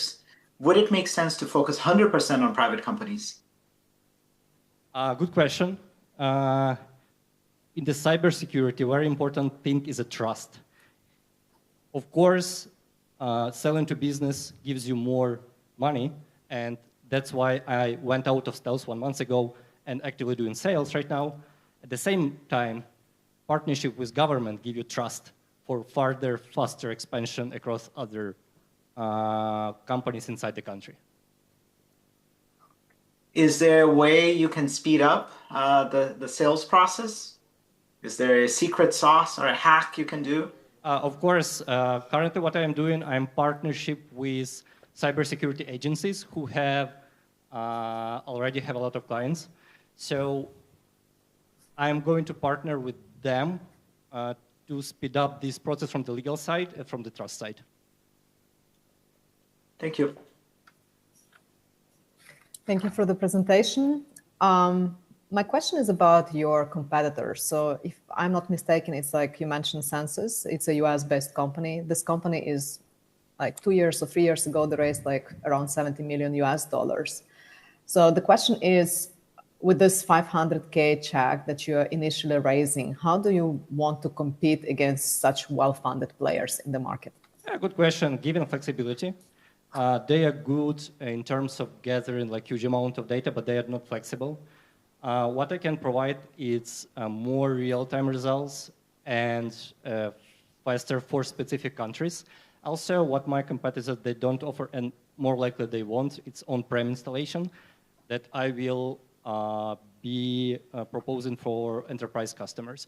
From the SMB sector, that feedback that I heard that from the owners of cyber agencies, they told me, if you give us 2% unique information from the internet, we will buy you your services. And from my competition tests, what I run for the last 3 months, I will give them even more than 2%, like 10, 20%. Oh, that's 10x. All right. So you mentioned you are planning to expand beyond Ukraine, and the markets that you are targeting is Baltics. Is this correct? Baltic Nordic region, yes. Baltic and Nordics, okay. So the question is, do you see any specific regulatory or compliance trends in those markets that gives you a strong position to be there? Like, do you ask that there are like challenges with this, right? Well, opportunities at the same time. So if you see some kind of legislation beyond EU or like some compliance trends in those markets. So what I'm trying to understand, why you chose those markets? Why Baltics and Nordics? Yeah, couple of insights that they usually spend more on cybersecurity. As I mentioned, X2, X3, this one.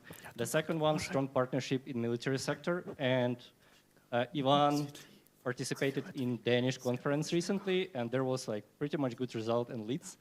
The second reason. The third reason, yeah, probably these two enough.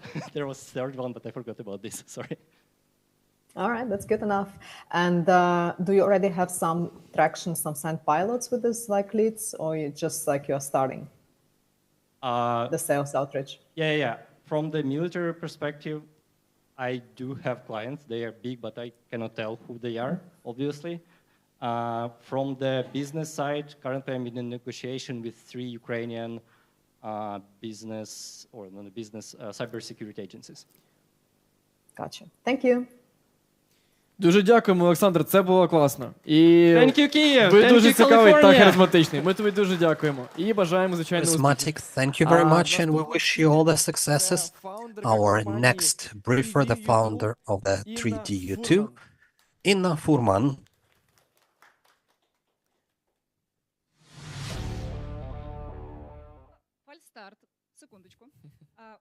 I'll start. Give me a second.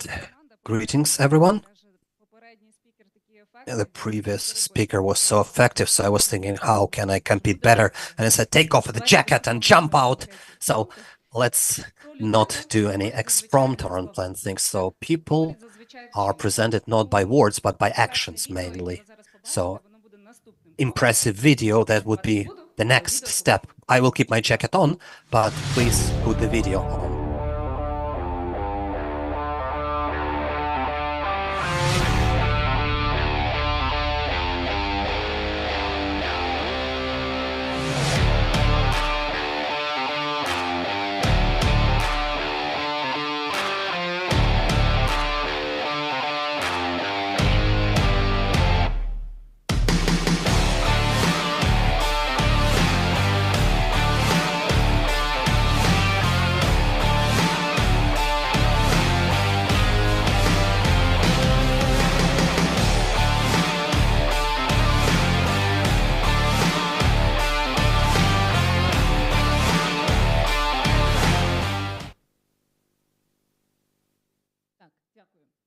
Thank you.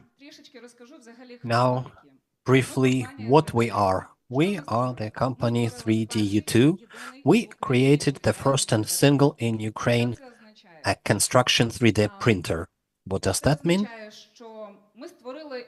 We created the tool that would assist, let's say you are a developer, it would help you to earn more.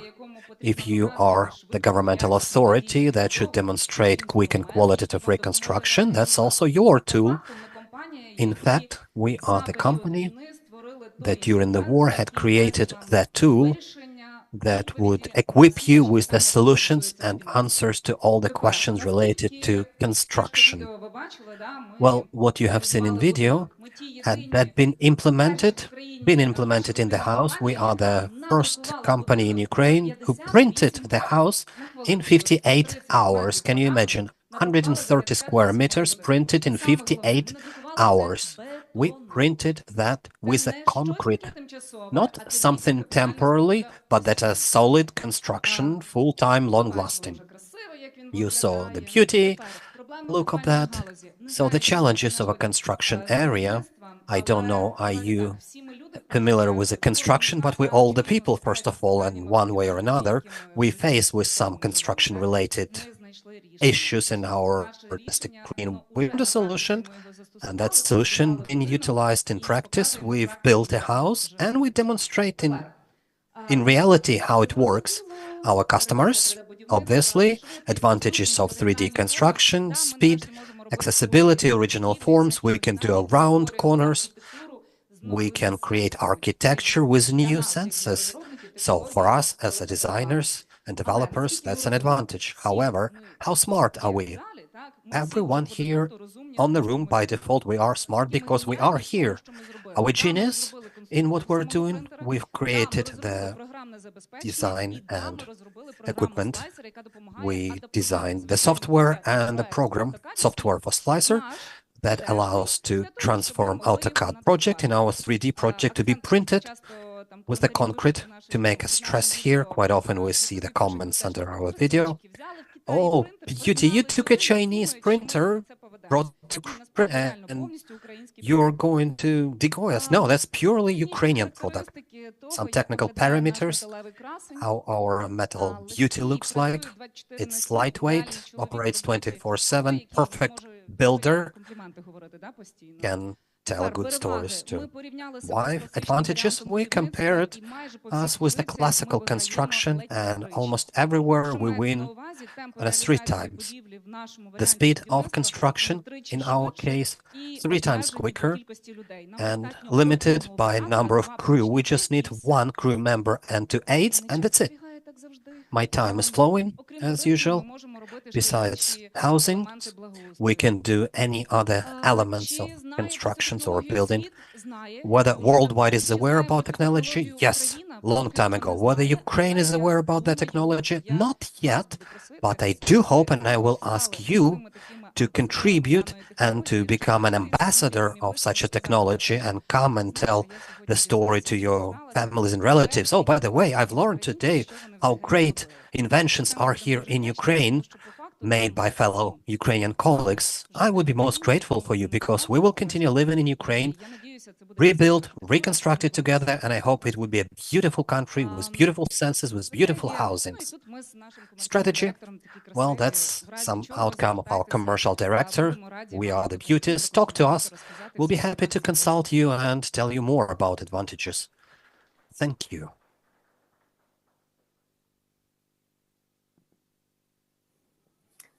I can start next. Inna, thank you so much for your presentation. It was very interesting to learn about this technology in Ukraine. So I'm not from construction sector, but I do come across and I do invest in the companies that use AI to enable construction. I just could not understand, like, from your presentation, like, are you the company that is producing this printers, and then you are selling to whom? Are you selling to construction companies? Are you selling to governments? Like, who are you selling to? Well, thank you for your question. Our end user, those are both construction companies and also governmental authorities. We have a wide variety of target audience who may benefit from utilizing our tool. And if you would set a priority, like, who would you prioritize? Like, priority setting is like, who do you have faster sales cycles? How quickly can you close these clients? Where you can have the highest margins? Like, what would you put as a priority? I think the priority still would be the business, because they count money and time and the cost of time and money. Understood. The need in Ukraine is clear. Hopefully one day the war will stop and there will be a massive opportunity for reconstruction and rebuilding. Do you see yourself down the road to expand beyond Ukraine, and what markets would you target?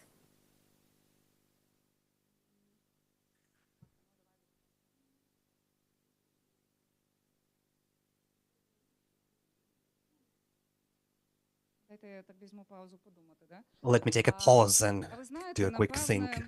You know, probably we will try and make Ukraine as a lead to give an example how architecture may look like, because other nations are quite cautious on introducing some novelties. Ukraine, as the fighting state facing the need of reconstruction, we can demonstrate by our example that it works, and maybe then other countries would be a bit of interested to introduce something similar with them. Thank you. Thank you. Thank you very much for sharing. Curious to understand your pricing. Are you thinking per user, per company, freemium? Do you have a price point in mind? Have you done surveys with prospective users? Wondering if you can speak about that. Well, the pricing of the printer or the end result? You mean house, which the printer creates? Your product, which I believe is more the software. If I understood correctly, the printer is perhaps some other companies, but you provide the software for that printer. Is that correct? Well, in fact, we did the printer as the first product, but in parallel, we also provide some end result, a house as such. So speaking about printer, its pricing in comparison with other stakeholders of the market, I would not call them competitors, it's twice less, but that's so far. Speaking about a square meter of the final house constructed, the price is almost 2 times, 1.5 times less. And how are you able to get the pricing so low, 1.5 to 2 times less?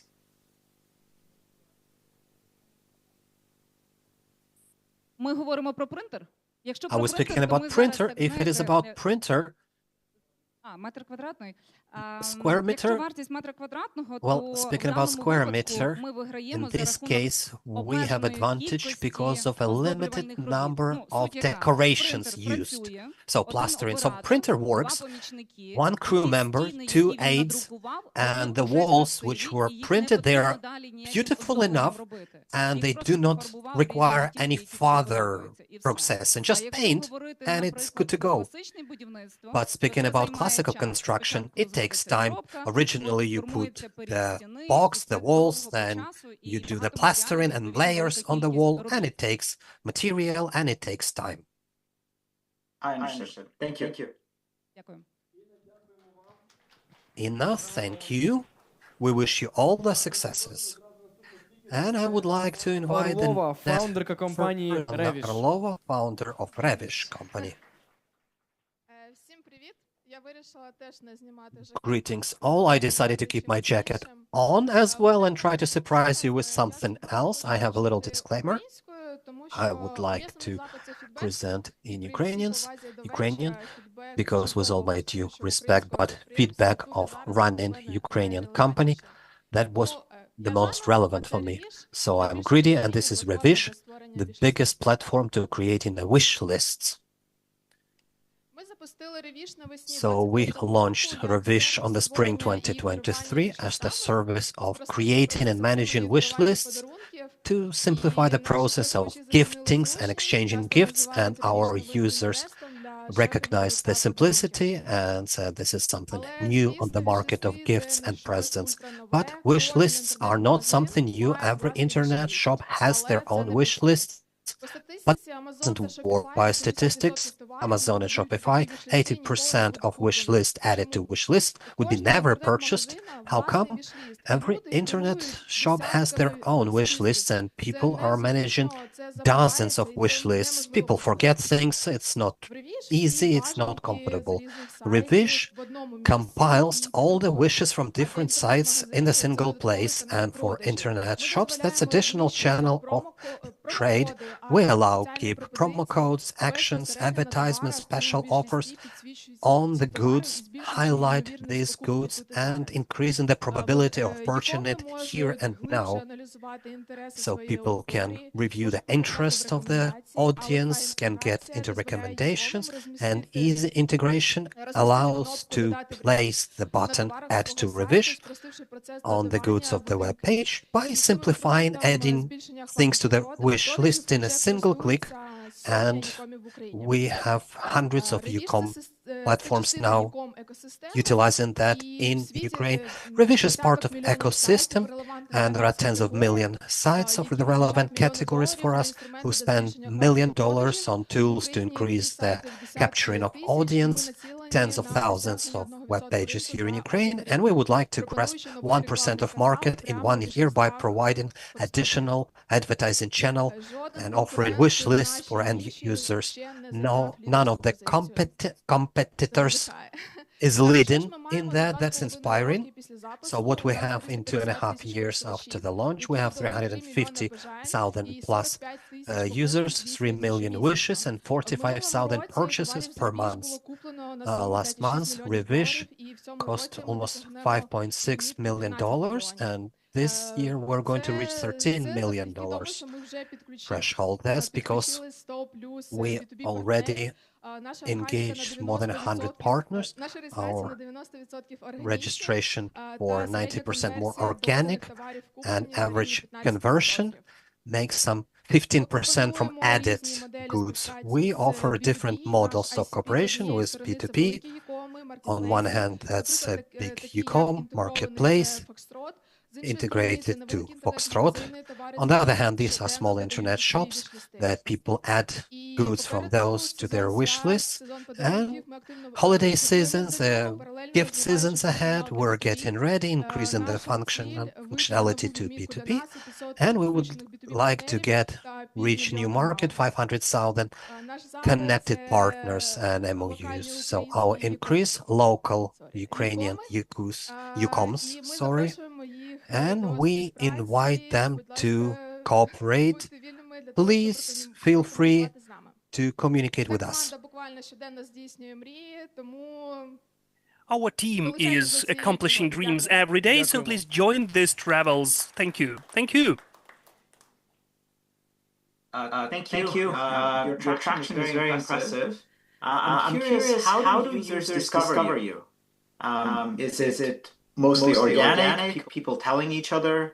Is it because you are advertising yourself, so people discover you through Google or Facebook? Or is it because the companies that are partnering with you are promoting you? What's the breakdown between all these channels? The main trick is that in the design of the product, we already have this share function. And this word of mouth is the part of this product. You are creating the wish list so that it would work. You need to share with your friends, relatives, your colleagues, and so on. So these people will look through the wish list and maybe they will create their own one. So yes, this graph is growing constantly. At the first stage, we had the paid marketing, mostly influence marketing. We gained 12,000 users, and it was enough so that the tree could develop organically, and all of the rest of registrations were gained for free. Understood. And do you have enough data already to be able to predict LTV, CAC, churn, repeatability, meaning somebody who comes and buys multiple gifts over time on your platform? During the first 2 years, we developed B2C. So B2C are not paying for the use of the functions. Now we are developing B2B, and now they begin to pay a percentage from the use of the sales of the platform. This is the MR of $1,000. Those are two parts of the product, and now we don't have the opportunity to properly calculate unit economy, because the second part, which monetizes the platform, is at the early stage of development. In June, we had $1,000 of earnings. In July, we achieved 100,000 hryvnia. Now we have 150,000 hryvnia per month. This sum is growing. During the holidays, we'll have the operational profits and we'll calculate our module. Thank you. Thanks, Rana. Congrats on the early success. My question, like you mentioned briefly, monetization. So you said you do not charge B2B customers. So are you just charging percentage from the sales? Is this correct? We are not charging B2C, but as for B2B, we have 3 different models of monetization with different users by parameters and different packages which they can choose. It can be a percentage from the sold goods. We have 100 plus partners. It could be a subscription for the additional functions of the platform, which allows to post promo codes and so on. These functions have been launched 2 sprints ago. We have 10 partners and we already get the outcomes. And the third model, as of now, we have negotiations with a bigger player who will have the package service, the service part of our business. Gotcha. Talking about expansion beyond Ukraine, if there are any plans, and if so, what markets? Yes, Ukrainian market for us is the main one. We developed this project together with our partner, for whom the Ukrainian market is the main market without any other options. And from our behalf, we had certain experiments to understand how much the involvement of the users at other markets will cost. As of now, we have users of 70 plus countries, and we understand how much it would cost if we scale, if we upscale. But next year is Ukraine only. Дякуємо, Жанна. Thank you, запрошуємо Жанна. тепер на And фінальний we спіч invite for Юрія the Глушакова final з speech компанії Yuri B2B. Glushakov from company Під B2Beans. оплески. Thank you so Дякую. much. A round of applause. Thank you. Круто, в мене тут є таймер. Cool, I have a timer here. Perfect. Всім привіт. Мене звати Hello, everyone. My Yuri, name and I is will switch Yuri. into English. My name is Yuri. I'm the CEO of B2B product development company called B2Beans. So it's simple. B2B is for B2Beans. Basically, we're struggling the main challenge. We're coping our clients to cope with the main challenge. Actually, as we're focusing on B2B, basically, most of our clients, once they want to automate the customer self-service process, they struggle two main challenges. First one, most of all the companies already have some infrastructure, back office software they need to cooperate with while creating a new customer portal. The second one is the lack of customization and flexibility of the new software they willing to choose among different varieties. It means that they need to choose a platform which should be easily integrated into their own ecosystem of services and do not set them up after a year of usage because of a lack of functionality. Basically, here comes the Portality, our main and core product, which provides customer portal building opportunities. It means that enterprise-level companies can build easily their own customer portal with very tailored business processes of self-service for their vendors in weeks, not months or years of custom development. It has a lot of different front-end widgets of integration. Basically, it also covers lots of connectors on backend, converting their CRMs, ERP systems into the simple data source of the customer portal. Basically, we started focusing on enterprise when we've launched in 2024. Now we're trying to understand whether SMB is our focus. Our pricing model is pretty simple for our main core audience. We have flat license fee product-based. It means that there is no limitations in users or API operations when we cover the product. And also we provide ad hoc services by setting up the product at the very beginning with our help or with the help of our partner integrators. Basically, we have a traction of early clients which provide us experience and understanding that our product allows companies launch B2B portals up to 5 times faster. It leads to capacity growth and margin growth of their own management. Basically, at the current moment, we're still improving our product, increasing the level of the library of B2B, backend integrating widgets, front-end layouts, and we're focusing in 2026 to launch the mobile app builder as well, because right now we're working with the web version. Basically, increasing sales and marketing, that's our main goal to reach funds. And hits our team that wasn't been possible without these brave guys. Thank you very much. Дякуємо.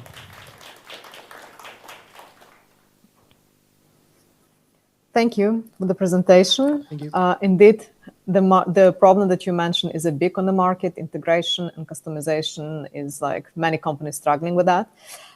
What caught my attention is when you mentioned that initially you started an outreach to the enterprise clients, but then you started to look for SMB use cases. Can you tell me why? Yeah, that's simple. Basically, we started from enterprise because due to our experience in B2B marketing, and we had access to enterprise companies, and we're now providing services on premise basis. So basically, we cover the enterprise needs. We do everything on the servers of our clients. And SMB, it means that we're now creating an MVP version of the cloud solution, which means that it will allow us to connect more clients for the lower license fee. And scale the reach of our product. Gotcha. You also provide like a wide range of diverse use cases like marketplaces to community portals. What I'm trying to understand, like what out of those segments, where do you expect the biggest growth and revenue coming from? Yeah, our biggest pain is that while creating the product, we were not focusing on specific industries. That was the idea, that this product is among the industries. But basically, to deliver the product for the customers, we need to understand the industry's needs. So basically, now we're focusing on several markets. It means retail, distribution, basically, and agritech as well. It's pretty developed in Ukrainian market. And also, we are trying to reach our product into the licensing market. It means licensing distribution, like Microsoft, Amazon licensing portals.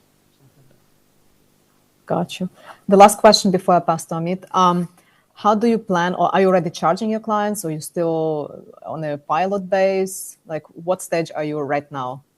Have you already traction? Sure. We had traction from the very beginning, because actually MVP was launched based on the client funding. So basically, we're self-funded, and we've reached around 190K US dollars revenue in 2024, and we're hoping to double this year. So basically, right now, we're self-funded. Basically, all revenue we receive from our clients, based on setup and licensing fee, we invest in our product. Got you. Thank you. Thank you. Thank you. You remind me of one of our portfolio companies called Distribute.So. If you want to take a quick look, they do microsites. But my question is exactly the last point you mentioned. Could you talk a little bit more about the onboarding process, the development process? Are we talking a couple of hours, couple of weeks? Like, what does an average customer experience look like? Yeah, sure. As well as we are focusing on enterprise markets, basically the development and deployment delivery process cannot be taken in days or hours, because the specific needs of enterprise clients is tailored business processes. Every company has its own custom way to how do they manage operations in their Microsoft Dynamics, etc. So basically, our product, like the very best case, is to launch a customer portal fully functional within a month, of which and the 2 weeks of this month will take for the discovery phase. It means that we connect the client, understand their needs, provide the use cases, describe the use cases, and use our portality to construct and to adopt the portal according to the requirements of the client. So basically, it's more about weeks, not days, right now. But our main goal is in 2026 to reach the line where the portality can be self-deployed automatically with some presets for our clients. And then we will talk about minutes, not days. And one more question. I think we have the time. What's the sales process right now for you? Is it you have contacts from other walks of life and you're reaching out to them, or is it inbound sales, or are people reaching out to you? But how have you been able to build the early customer list? The early customer list is classic outbound and inbound marketing. So basically, we reach the clients directly and pitch the idea. And we've led around 200 pitches since this year to receive around 10 leads right now. But this case is the most valuable. It is the most convertible at the moment.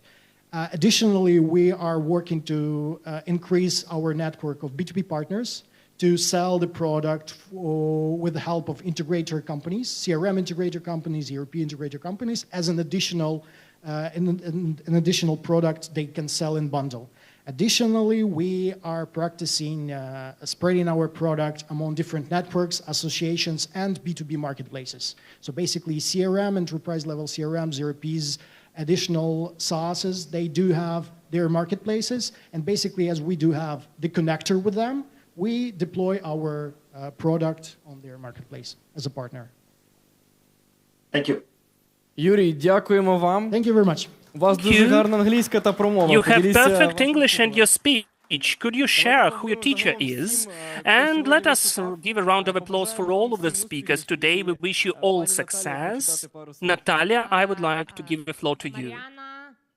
Mariana? Just wanna, can I get you here, or you already switched off? Mariana, Amit, I would like to thank you for actually joining us. Mariana is joining us for the, like I think, third time our events, and it's amazing contribution that you are making actually to Ukrainian tech ecosystem, providing us with tremendous, I would say, insights from the Silicon Valley, because we are here in our bubble. It's great to be here. It's great to be all of us seeing us every day. But to see the perspective of Silicon Valley and investors of Silicon Valley, actually, Mariana is a long-term investor in Ukrainian company, especially in AI companies. So I would recommend all of you actually to connect with her and to connect with Amit, because he also is like very well-known and respected investor in Silicon Valley. So I would like to encourage every one of you to use this opportunity to connect and to get some insights. Дякуємо. І що ж, ми переходимо тоді Thank you. So now we are moving to our following panel discussion, and our jury goes to vote, and they will come back to us, and later we will announce the results of the voting of our jury. So now we are moving to the next panel discussion, which will be about the role of the investors in scaling and the solving of partners' issues. We have one moderator, Hanna Valova, she's a principal of Horizon Capital, the foundation with the assets of more than $1.6 billion from the investors with a capital of more than $700 billion, almost $1 trillion. That's powerful. And Hanna is also the participant of the Strategic Council, Diia.City United. And also, we are joined by two speakers. First is Andriy Dovzhenko, co-founder of SMRK Fund, that's a Ukrainian venture fund, and they have Ajax Systems and OSAT among investments. Hello, but I do not see you. Andriy used to be here, but he heard about cocktails, I guess, on the bar. And we also have one more speaker, Pete Benedetto, head of IMI and Ebert Catalyst. Pete will join us online. We will connect to him now. And Endeavor is the global fund with a portfolio of more than 270 companies in 40+ countries. Among our investments, there are such companies in Glovo and Rappi. It is responsible for Europe, Middle East, and Africa. A round of applause, and we should start. Good day, everyone. Thank you so much for such a warm intro. Today we will be talking about the scaling and about the role of investors in this process. I think that many of the presentees have heard about such a phrase, smart money. But not that many people, in fact, understand what smart money is, what it means. Besides maybe that the investors are writing the check, can have certain intros in LinkedIn, but the role of the investor, in fact, can be much bigger than this. And what could be the role of the investor? Let us delve deeper into that together with Andriy and Pete. For the beginning, I would like to offer Andriy and Pete to quickly introduce their funds and to tell about the investment strategy of theirs and about your involvement after the investments. Let us start with Andriy. Thank you. My name is Andriy Dovzhenko. I'm the representative of the foundation SMRK, the venture fund early stage. We are investing into Ukrainian startups which want to upscale for the global markets, and they have the objective to achieve the sales at the US markets, EU markets. At the majority of our startups, those are technical startups from different spheres, hardware, AI, and others, deep tech ones. Out of the famous projects of ours, we have Ajax Systems, Computera, Devos Robotics, Esper Unix, and others. Pete, could you please share a few words about Endeavor Catalyst and your investment focus? Sure. And sorry, I'm on video and not. I wish I was there in person with all of you. Hopefully next time and soon. I was in Kyiv a couple of months ago and really enjoyed my time there. So yeah, a little bit about myself and Endeavor. I've been with the organization for 10 years. So Endeavor is a global nonprofit organization supporting high impact founders who work across industries. And we do that in 45 emerging markets and emerging ecosystems all around the world. So it's at our core, we are a support network for those founders. Within this large global organization, we have a rules-based venture capital fund called Endeavor Catalyst, which can invest into companies who are members of the network, who have been selected into the network. We very specifically focus on the scale-up stage of companies. We have a very rigorous selection process to select the best ones. Once companies have been selected into the network, if they raise a new venture capital round of $5 million or more, we can come in as a follow-on investor for up to 10% of the funding round, up to $2 million. So this is by doing this, we invest into a few dozen of our network companies every year, and now today we're investing out of our fourth fund. We've made 370 investments across 35 different countries, and 63, I think it's 63 companies have grown up to become unicorns today. And we recently launched an Endeavor office in Ukraine, and so we've started selecting some really excellent founders there, and we'll soon announce some investments into Ukrainian companies as well. So hopefully that's a helpful introduction. That's very helpful, Pete. Як ви бачите, наші інвестори в основному працюють з компаніями. As you can see, our investors are mostly working with the companies which have roots from Ukraine or in the countries which are developing countries, and still they're targeting global markets. For the investor, it's always important to define how successful the startup will be during the scaling process at the international market. But rather frequently, it is not enough to have information for that, or the information is not substantial. Maybe the company hasn't grown enough, or those are still its first steps at the international markets.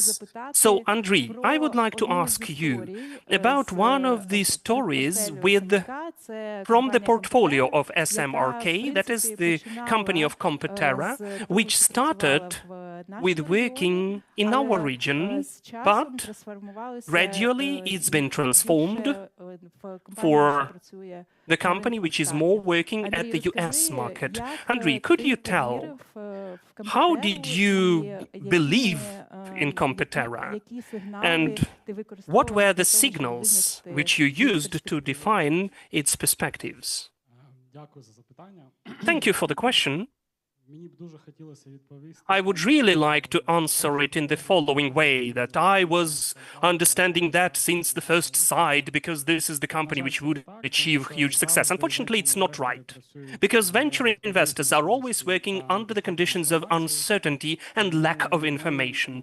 That is why we are using such an approach that if the market which we spend lots of efforts upon and the product which the company is selling is rather nice, and the team which will deal with all of that is rather professional, then those are the conditions which give the opportunity to hope that the constellations of the stars will help us, that maybe during the next round everything will be okay. Of course, I understand why you laughed at my phrase. In fact, it is the working strategy, because if you eliminate all of the risks from your strategy, you are just increasing the probability that the positive options will be working. That is why, in case of Competera, they had a very nice product, which we understood will be in high demand in different geographical markets. They used to have a team which understood the product and knew a lot about the industry where they were working at. They had certain experience, and the market where they were targeted was rather big, because they were going to work with retail, and retail in the EU and in the US by the volume of sales is huge. Huge markets and companies like Walmart in the US or Auchan in Europe. They are famous even in Ukraine. So, since the first days of the work with the company, we said that we need to go to the US markets and EU markets. But thanks to the influence of the investor, who you can see on the stage, we convinced the company, first of all, to try the market of the Southern East Asia. The logic was the same. There are lots of people there, a huge retail sector. Buying products is the everyday need. The GDP of the countries is increasing, the average salaries are increasing, the retail market is increasing. Why not try these markets? We already had connections with Singapore, as we used to have one project there, which was more or less successful already. So we offered the team, first of all, and Singapore is the door to the market of Southeast Asia. So we offered the team, we were insisting, offering the team to try their product at the market of Southeast Asia. There was everything for it, a cool product, a team, they had a cool market of huge volume, both in money and in units, in customers, I mean. And the founders went there and worked in Singapore so that they could launch their business there. They managed to find several customers who even paid some money to them. Maybe some of them are still paying to them, but as you understand, they failed. They failed because they overestimated how this market is attractive, how easy it is for the European company to come to this market. Because on the one hand, Southeast Asia tolerates companies from Europe, because so far it means quality. And you can create your strategy also in the advertisement strategy that it is the European brand. But to create connections with bigger companies and so that the whole sales cycle could be more or less cool, not to take 2, 3 or 4 years, you need to live somehow. You need to stay at the market to create connections and to speak the same language. I don't mean linguistic, like Vietnam or Philippines, but just to understand the worldview of these people. And what I totally missed from my focus. That is why this exit to the Southeastern Asian market postponed the exit to the US market for 2 years, because we put a big stake and we made a mistake. The team was forced to start anew, to go to the European market. It was done easier because the culture of business is much more comprehensible for us. We have shorter transport shoulder. You can go to the meetings with the clients quicker. Moreover, it would be easier to have connections through the networking. So when the client came to, well, we had connections with Europe much quicker than with Southeastern Asia. But still, the main market for retail so far is the United States. So we already understood that without exiting to the US market, it would be impossible to create a bigger project which would deal with the products for retail. Andrei, that is a very interesting story, but I would like to pose a clarifying question. You said we were insisting, asking them. So could you tell how much are you interfering into the strategic decisions of your companies mostly? Well, we are not interfering that much into any decision-making processes, because we are using 2 approaches. The first one, we are working with the professionals, and mostly the teams understand better than we do the market where they are working at. Even younger people, they are not or they don't always have life experience, but they have work experience at certain market, which can be higher than ours, the investors' experience. And the second approach of ours, which we use, is the approach, I'm not a tutor, I'm a mentor. Which means I don't try to teach. I'm just telling you how to do life, not in school. So in case of Computera, we violated both principles, so that was the failing result, a failure, which we consider to be a cool experience. So now we preach the strategic approach, consulting one. The team is coming to us and tells us, we have two options, to the right or to the left. We already tried all of the rest options, and there are only two options left. Help us choose. Because sometimes it is hard to do. Even psychologically or mentally it is hard because the founder or the team of founders have a huge responsibility and they would like to share it with someone. And the closer person is your investor. So that's it. Pete, now question to you. So I hope you heard what Andrei just said about their experience with Computera and how it didn't work for the first time when they launched the international expansion. So I was wondering, given your experience at Endeavor Catalyst, where you work with founders from more than 40 countries, as you said,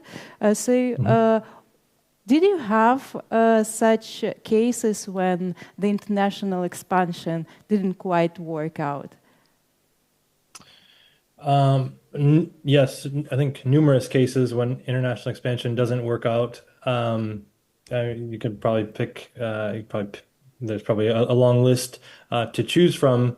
I think oftentimes, for our founders, it's I think oftentimes what it comes down to is maybe trying to do too much at once, or, trying to expand into too many markets at one time without having real, true product market fit, or potentially expanding internationally in order to achieve product market fit, rather than doing it as a true expansion of something that works.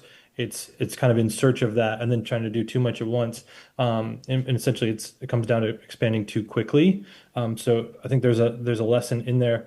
I think, one of the, maybe just to share from my own experience, because my previous role with Endeavor was actually doing international expansion. So it was setting up new country offices for Endeavor. So I was actually involved in the setup of Endeavor Ukraine, and actually had quite a bit of help from you, Hannah, which I'm grateful for. But maybe one lesson from there, just from my own experience of doing expansion work, was so this came down at one point Endeavor. So I mentioned that we're focused on emerging ecosystems, kind of broadly defined, right? So entrepreneurial ecosystems where we think the Endeavor network can really be value add, can really make an impact and make a difference. There was a time about 5 years ago where we looked at expanding into Germany. This is right around 2019. And I probably made 5 or 6 trips there, spoke to a lot of different leaders in the ecosystem, investors and entrepreneurs.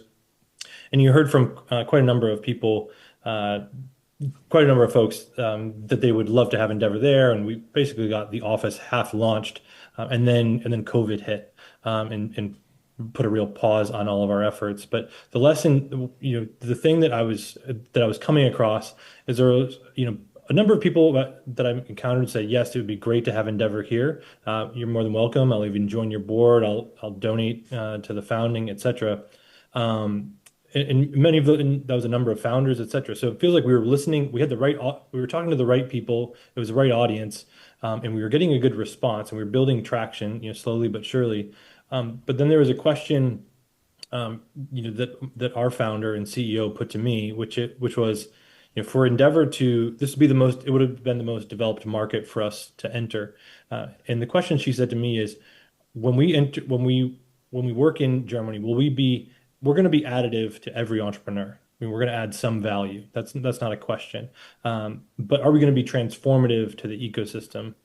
And to me, that was I think oftentimes the best questions, or really good questions, are filters, right, for us.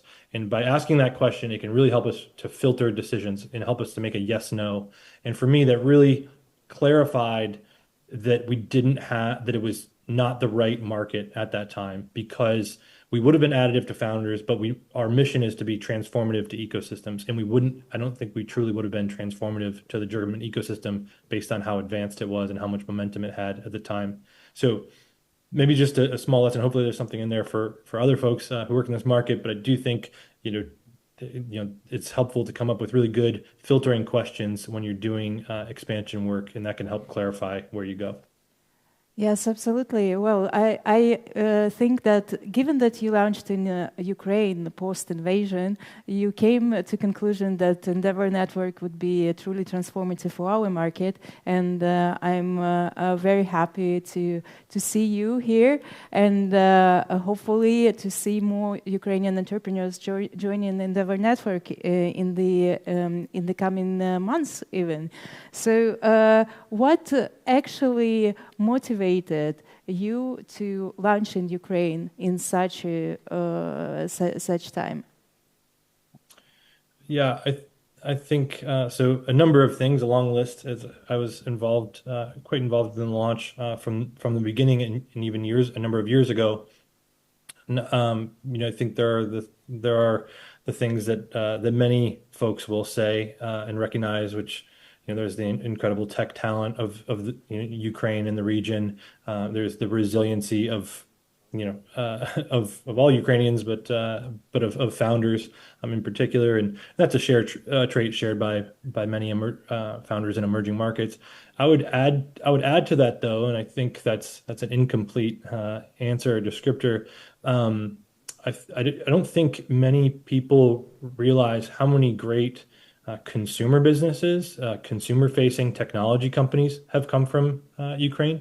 I also don't think many people realize how many, just the size of the ecosystem when you consider the diaspora and folks who move back and forth from, are maybe based elsewhere and visit Ukraine often, and companies who may be technically headquartered in London or San Francisco, but the vast majority of their employees are in Ukraine.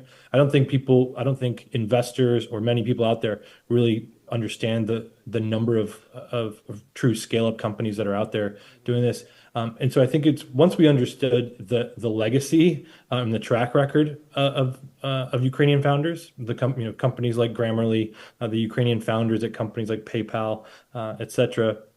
Once we understood that, and then we didn't enter until I wish we had launched the office in 2020 or 2022, or we didn't do it until last year. It took us some time to do it.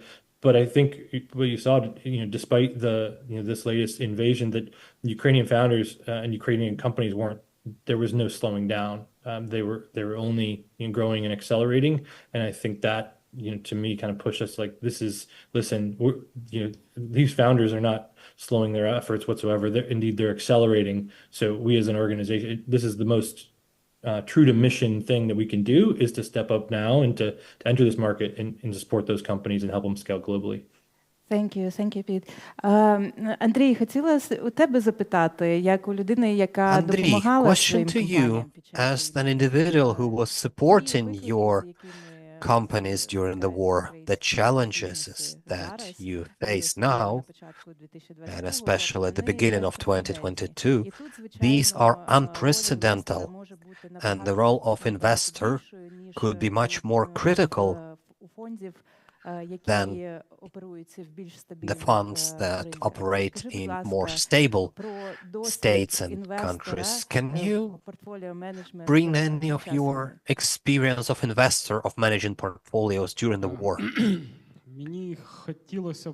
Well, I wish I would like to bring some nice and great cases, how successful we were in supporting projects, but I can't, because for the first months of invasion, we and partners were staying in Kiev, and we were helping our boys and girls, the defenders. We were not really planning how are we going to support projects. One of the cases, probably then close to Ajax office, there was a big barricade being constructed, and Alexander Kanatovsky said, Andriy, can you do a magic to move this barricade? Because if Russians would strike on this barricade, maybe we will have issues with our factory, and there are such a strong people manning this barricade, so we hardly can do anything. But being serious, we were saying that we tend to calm people down, to keep their mood positive, helping them to deal with more focused issues. One of the Asper colleagues, he found it himself in the occupied area taken over by Russians, and also was seeking for support to be withdrawn, and we tried to find out where he was located. It ended positively, but the only things that we can do is just to, help him and advising him to change his location, because if assault is going to happen, he is co-located or close to a Russian HQ. There was a similar things with other projects. When we realized in June that situation had changed and we can continue investments, and as any investor, startup is looking for money from investors, and we start asking teams what sort of funding, what sort of investments they're looking for. But the majority of our projects, someone completed their operations, we can't run the business in given circumstances and conditions. The other projects appeared to be quite resilient and managed to continue during the full-scale invasion. That's another evidence. If you do not interfere into smart people businesses, those businesses will succeed. They don't need any external interference or support in brackets. So that's probably the case. Endeavor Catalyst doesn't lead rounds, but having you on the cap table usually has a lot of impact. Could you please comment on what you bring to the table? Sure. Yeah. So as I mentioned, we as Catalyst do not lead rounds. We are purely a follow-on co-investor. However, and so that means we also, as part of our model, we don't take board seats as part of companies, but we always make sure that the lead investor of the round is taking a board seat. So we ensure that there is proper governance when we invest, but we ourselves do not do that. The reason that we do not take board seats is because we want to maintain our position as a support as a neutral, unbiased kind of support network to these founders, right? And so now we do partner. We know there are many great VCs out there, including those in the room. But we're very intentional in maintaining our what we are as just a neutral network, a trust-based network for our founders, for them to turn to both in good times and when things are challenging. When it comes to kind of the support that founders receive, we talk about our support, which every entrepreneur who has been selected into this global network, they all receive access to this very high-powered network. It's includes folks like the COO of Facebook, of Meta, sits on our board. Reid Hoffman sits on our board. In every country where we operate, we have really top founders and executives who sit on our board. Hannah, I know, is an observer there.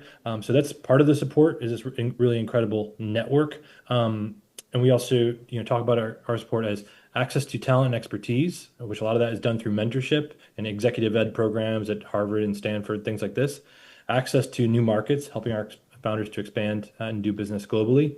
And then finally, access to capital and helping our founders, if and when they'd like, to raise a Series A, Series B, and beyond. And we also kind of bucket our Catalyst Fund as part of that support. So it's really those three things: access to talent, access to new markets, and access to capital is how we support our founders with this network. Pete, can you refer an example of a company that really benefited from the access to Endeavor Network and scaled globally after joining it? Scaled globally after joining.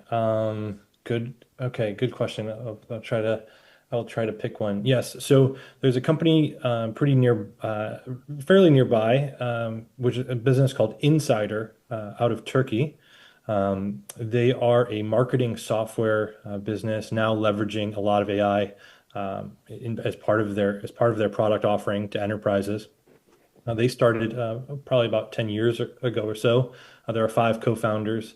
Hande is actually a woman co-founder of the company, which is awesome, and a technical founder. That's a business that they expanded, and that founding team. This is one of the things that they did is they really leveraged their founding team to open offices and expand their presence around the world. And part of their actually expansion strategy was every market that they entered. One of their very first meetings was sitting down with the head of the local Endeavor office, basically to kind of walk through kind of their customer profile in terms of enterprises, get recommendations and get connections from the local Endeavor chapter. Now they have reached quite a scale today.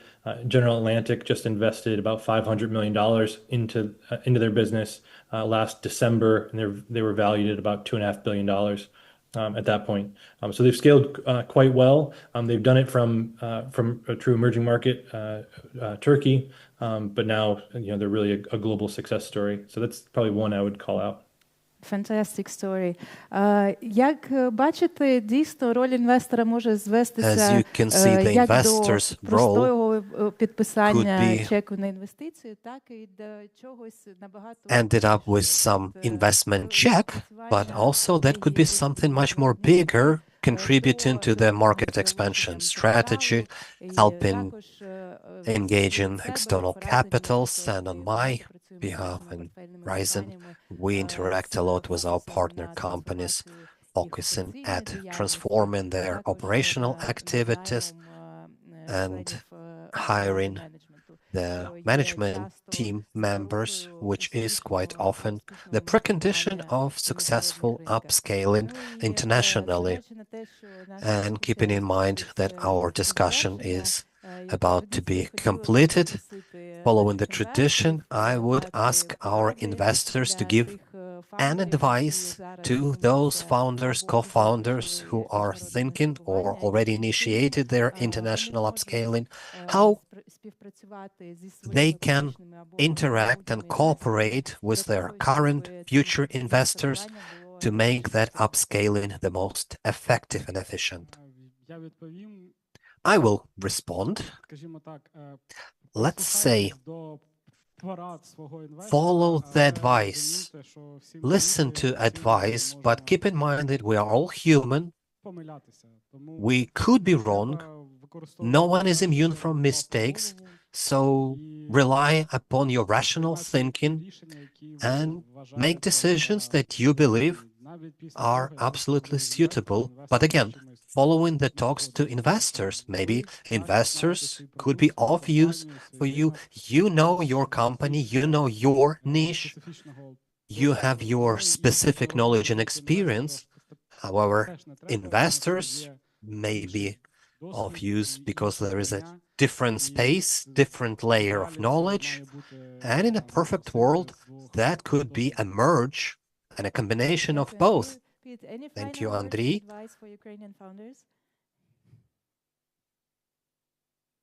No, any final advice? Oh man, I would say if you've highly encouraged folks to continue starting companies. I do think that despite all the challenges of building a business and all of the reasons to not build to not start a company, which speaking all full disclosure, I haven't started a business myself. I've just supported them for many years. So I'm always an admirer of those that do. But I do believe that in this day and age, with AI, with the tools that are available, with the ability to scale globally, to communicate globally, that now is truly an exciting time to build companies and you actually have, I think many folks would have an advantage of those who may have started a business, 3, 4, 5 years ago, just because of the ability to build a tech stack from the ground up with AI at the heart of it. I think is incredible. So I'd say go for it and do it.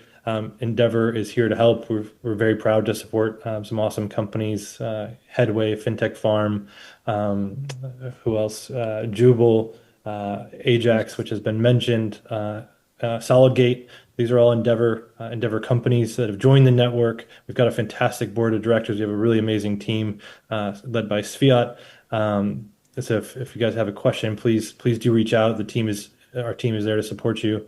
That would be my last piece of advice is we're here to help. Дуже дякую. На цьому будемо завершити. Я сподіваюся, роль інвестора в масштабуванні стала трошки ясніше. Можна отримати як хороші became a bit clearer.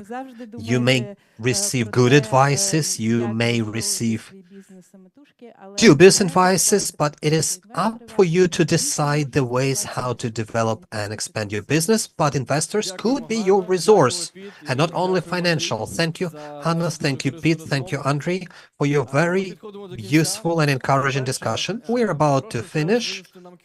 I would kindly ask to bring the QR code on the screen. Those who had not joined our fundraising effort, or those who can still do so, please join, please follow the link, and help us with collecting money for drones. And I will remind you the case, things that you donate have impact.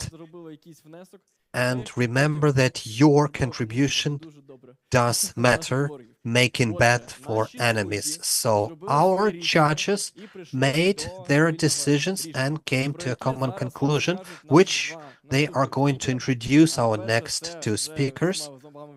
The first, well known to you, Natalia Mykolska, Executive Director of Diia.City United, and Anna Motrich, Project Manager of Ukrainian Startup Fund. So in the end, we have some people, the startups who were pitching in the hall, not at the networking, and those who are really interested. Thank you for staying with us. First of all, I'd like to thank our partners, who are partners of multiple occasions, the Ukrainian Foundation of Startups, which is conducting this initiative with us, and also we have office hours. Let me remind you that we had a wonderful opportunity before the event to communicate with the investors, with the angels, venture funds, representatives of other studios, startup studies and other studies, to communicate with them and to get some feedback from them, to have the opportunity of such so-called speed dating. So I urge all of you to follow our announcements for office hours. And now we have the winners. Could you add anything? Sure, if I may. First of all, hello everyone. Thank you for staying with us still. You are the toughest. So separately, we'd like to thank our partners, Diia.City United, our constant partners, that today we are here with us concentrating all of the ecosystem players in one place at one time. And that's incredibly valuable. So thank you so much for that. In fact, we are especially happy, as Natalia said, that we are not only getting away from the traditional format of panel discussions, but we are trying to involve more practical activities like office hours, speech grilling, because we sincerely believe that the direct communication with the experts can really help our teams, our startups to move on. But if I may, I would like to add that when the Ukrainian Foundation of Startups was created, our objective was very simple but ambitious. That is to create and to launch the startup ecosystem. However, today, thanks to you, us, investors, innovators, partners, corporations, technological companies, other businesses, we are changing courageously our focus and shifting it for the strengthening of the already constructed ecosystem. And in spite of us talking today about Go Global, I'd like to say that for us in the foundation, it's incredibly important so that the companies, technological companies, just businesses, we're not simply getting to the international markets. They should also do that from the Ukrainian market. And definitely, we're going on supporting the upscaling of Ukrainian startups, but we sincerely believe and we are willing so that the Ukrainian innovations could be implemented here and could be felt for every Ukrainian citizen in your daily family life. So we thank you for that you are going on boosting Ukrainian innovations on a daily basis, that we are creating together with you all of the markets, we're developing them, and that really makes our country alive during these hardest times. Thank you for strengthening Ukraine together with us, a Ukrainian ecosystem, and making it not only competitive in the world, but also you are changing the lives here in Ukraine. Thank you. Thank you. So, our winners. I can see that some of the winners are already networking with the investors somewhere behind the curtains. So, I will announce the winners who are here. Please come up to the stage. If you are not here and you are dealing with pitchings already or selling something, then we will give you the awards. So, our winners of pitch grilling are the third place, Alnebi 5, Alexander Nagirnyak. Run up here. Yes, we congratulate you. The second place, B2 Bings.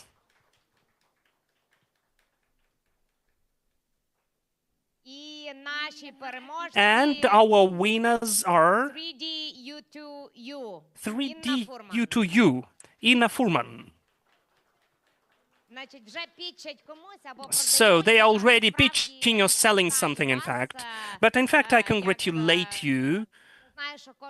I know that each pitch, especially from the stage, is in any case the fight with yourself, a certain preparation of the team. So for me, it is also when I, for instance, get ready to pitch our union, for instance, it's the revision of my product. Because every time you're looking at this presentation and you understand, oh my God, how couldn't I see it? Why did not I insert it before? Why didn't I say that? But in fact, it seems to me that today it was really valuable because Mariana and her colleague, who used to be at our pitching, our investors from the Valley, gave us a different perspective, their own one, which is also interesting for the people who don't understand fully what is taking place here, which specifics of the market we have, but who can see the opportunities of upscaling, and they can see many pitches a day, because you know in the Silicon Valley, the flow of the pitchings in this pipeline is endless. So I'm the first one to hope that it was useful for you, definitely. Secondly, I would like to congratulate you that you pitched it here with your victory, and from our union, some small gifts. And also we give you the opportunity for each of you within our partnership package from Lviv IT Arena, you will get one ticket for Lviv IT Arena each. So I hope that you will have the opportunity to see you again at our common event, which we will organize separately, where there will be even more investors and there will be lots of cool feedbacks. You have a short opportunity to say a couple of words, and in fact I know that we have our members here of the union, so the mic is yours. You should be the first. No, the mic is not working. So first of all, I'd like to express my gratitude to the organizers that there is such an opportunity to speak, to pitch the presentation and to have a speech from the stage, because my bigger stage is waiting for me in the future and I shouldn't be worried that much. It's cool that I have such an opportunity. Thank you. And of course, I'd like to thank the experts who we were preparing and met before this event, on your feedback, an incredible amount of feedback during this day, and that's incredibly cool. And I'd like to say it's cool that we are gathering here today, and I'd like to thank the Armed Forces of Ukraine for that. Thank you. 1 2 1 2, do you hear me? Yes, we do. Well, I have the mic. The microphone is not working.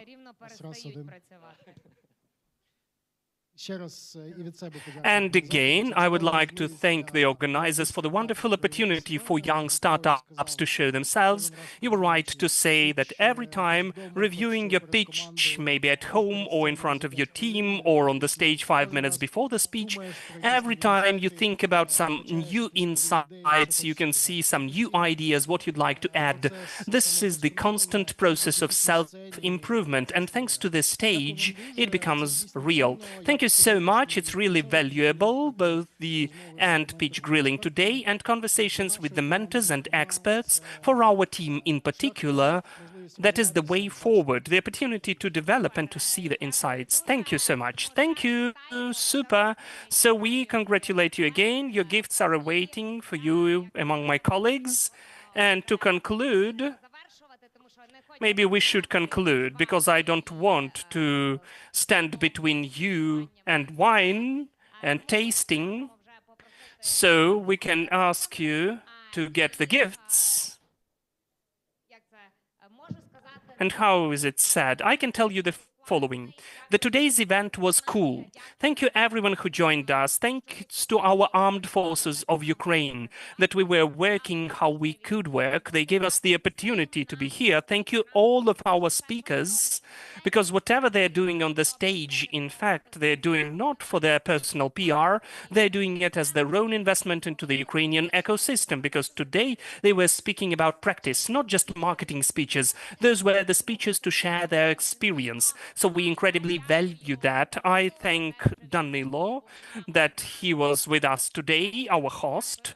And again, I'd like to thank our co-organizers, USF. I would like to thank Genesis and Genesis Space that they are hosting us for more than once. That is our domestic platform for us. It has become already. I thank Shock for tasty gifts for speakers and partners. Thank you, Shepit, for non-alcohol drinks and ingredients for cocktails for donations. I will remind you that you can use them still. And I would like to thank media and info partners, Vector, Scroll, Diia.City, Digital State UA, Mind UA, Do, Marketer, Beshauku, and UCGA. Thank you that you are with us. And the last gratitude goes to our incredible team of Diia.City United. Could you please raise? I would like you to give them a round of applause. They deserve for that. We have a really cool team, and it's a part of success of our union. The team is incredible. Show the QR code if you haven't still subscribed for our Facebook, Instagram, and all the rest. And as always, glory to Ukraine, glory to the heroes. Let's have some wine.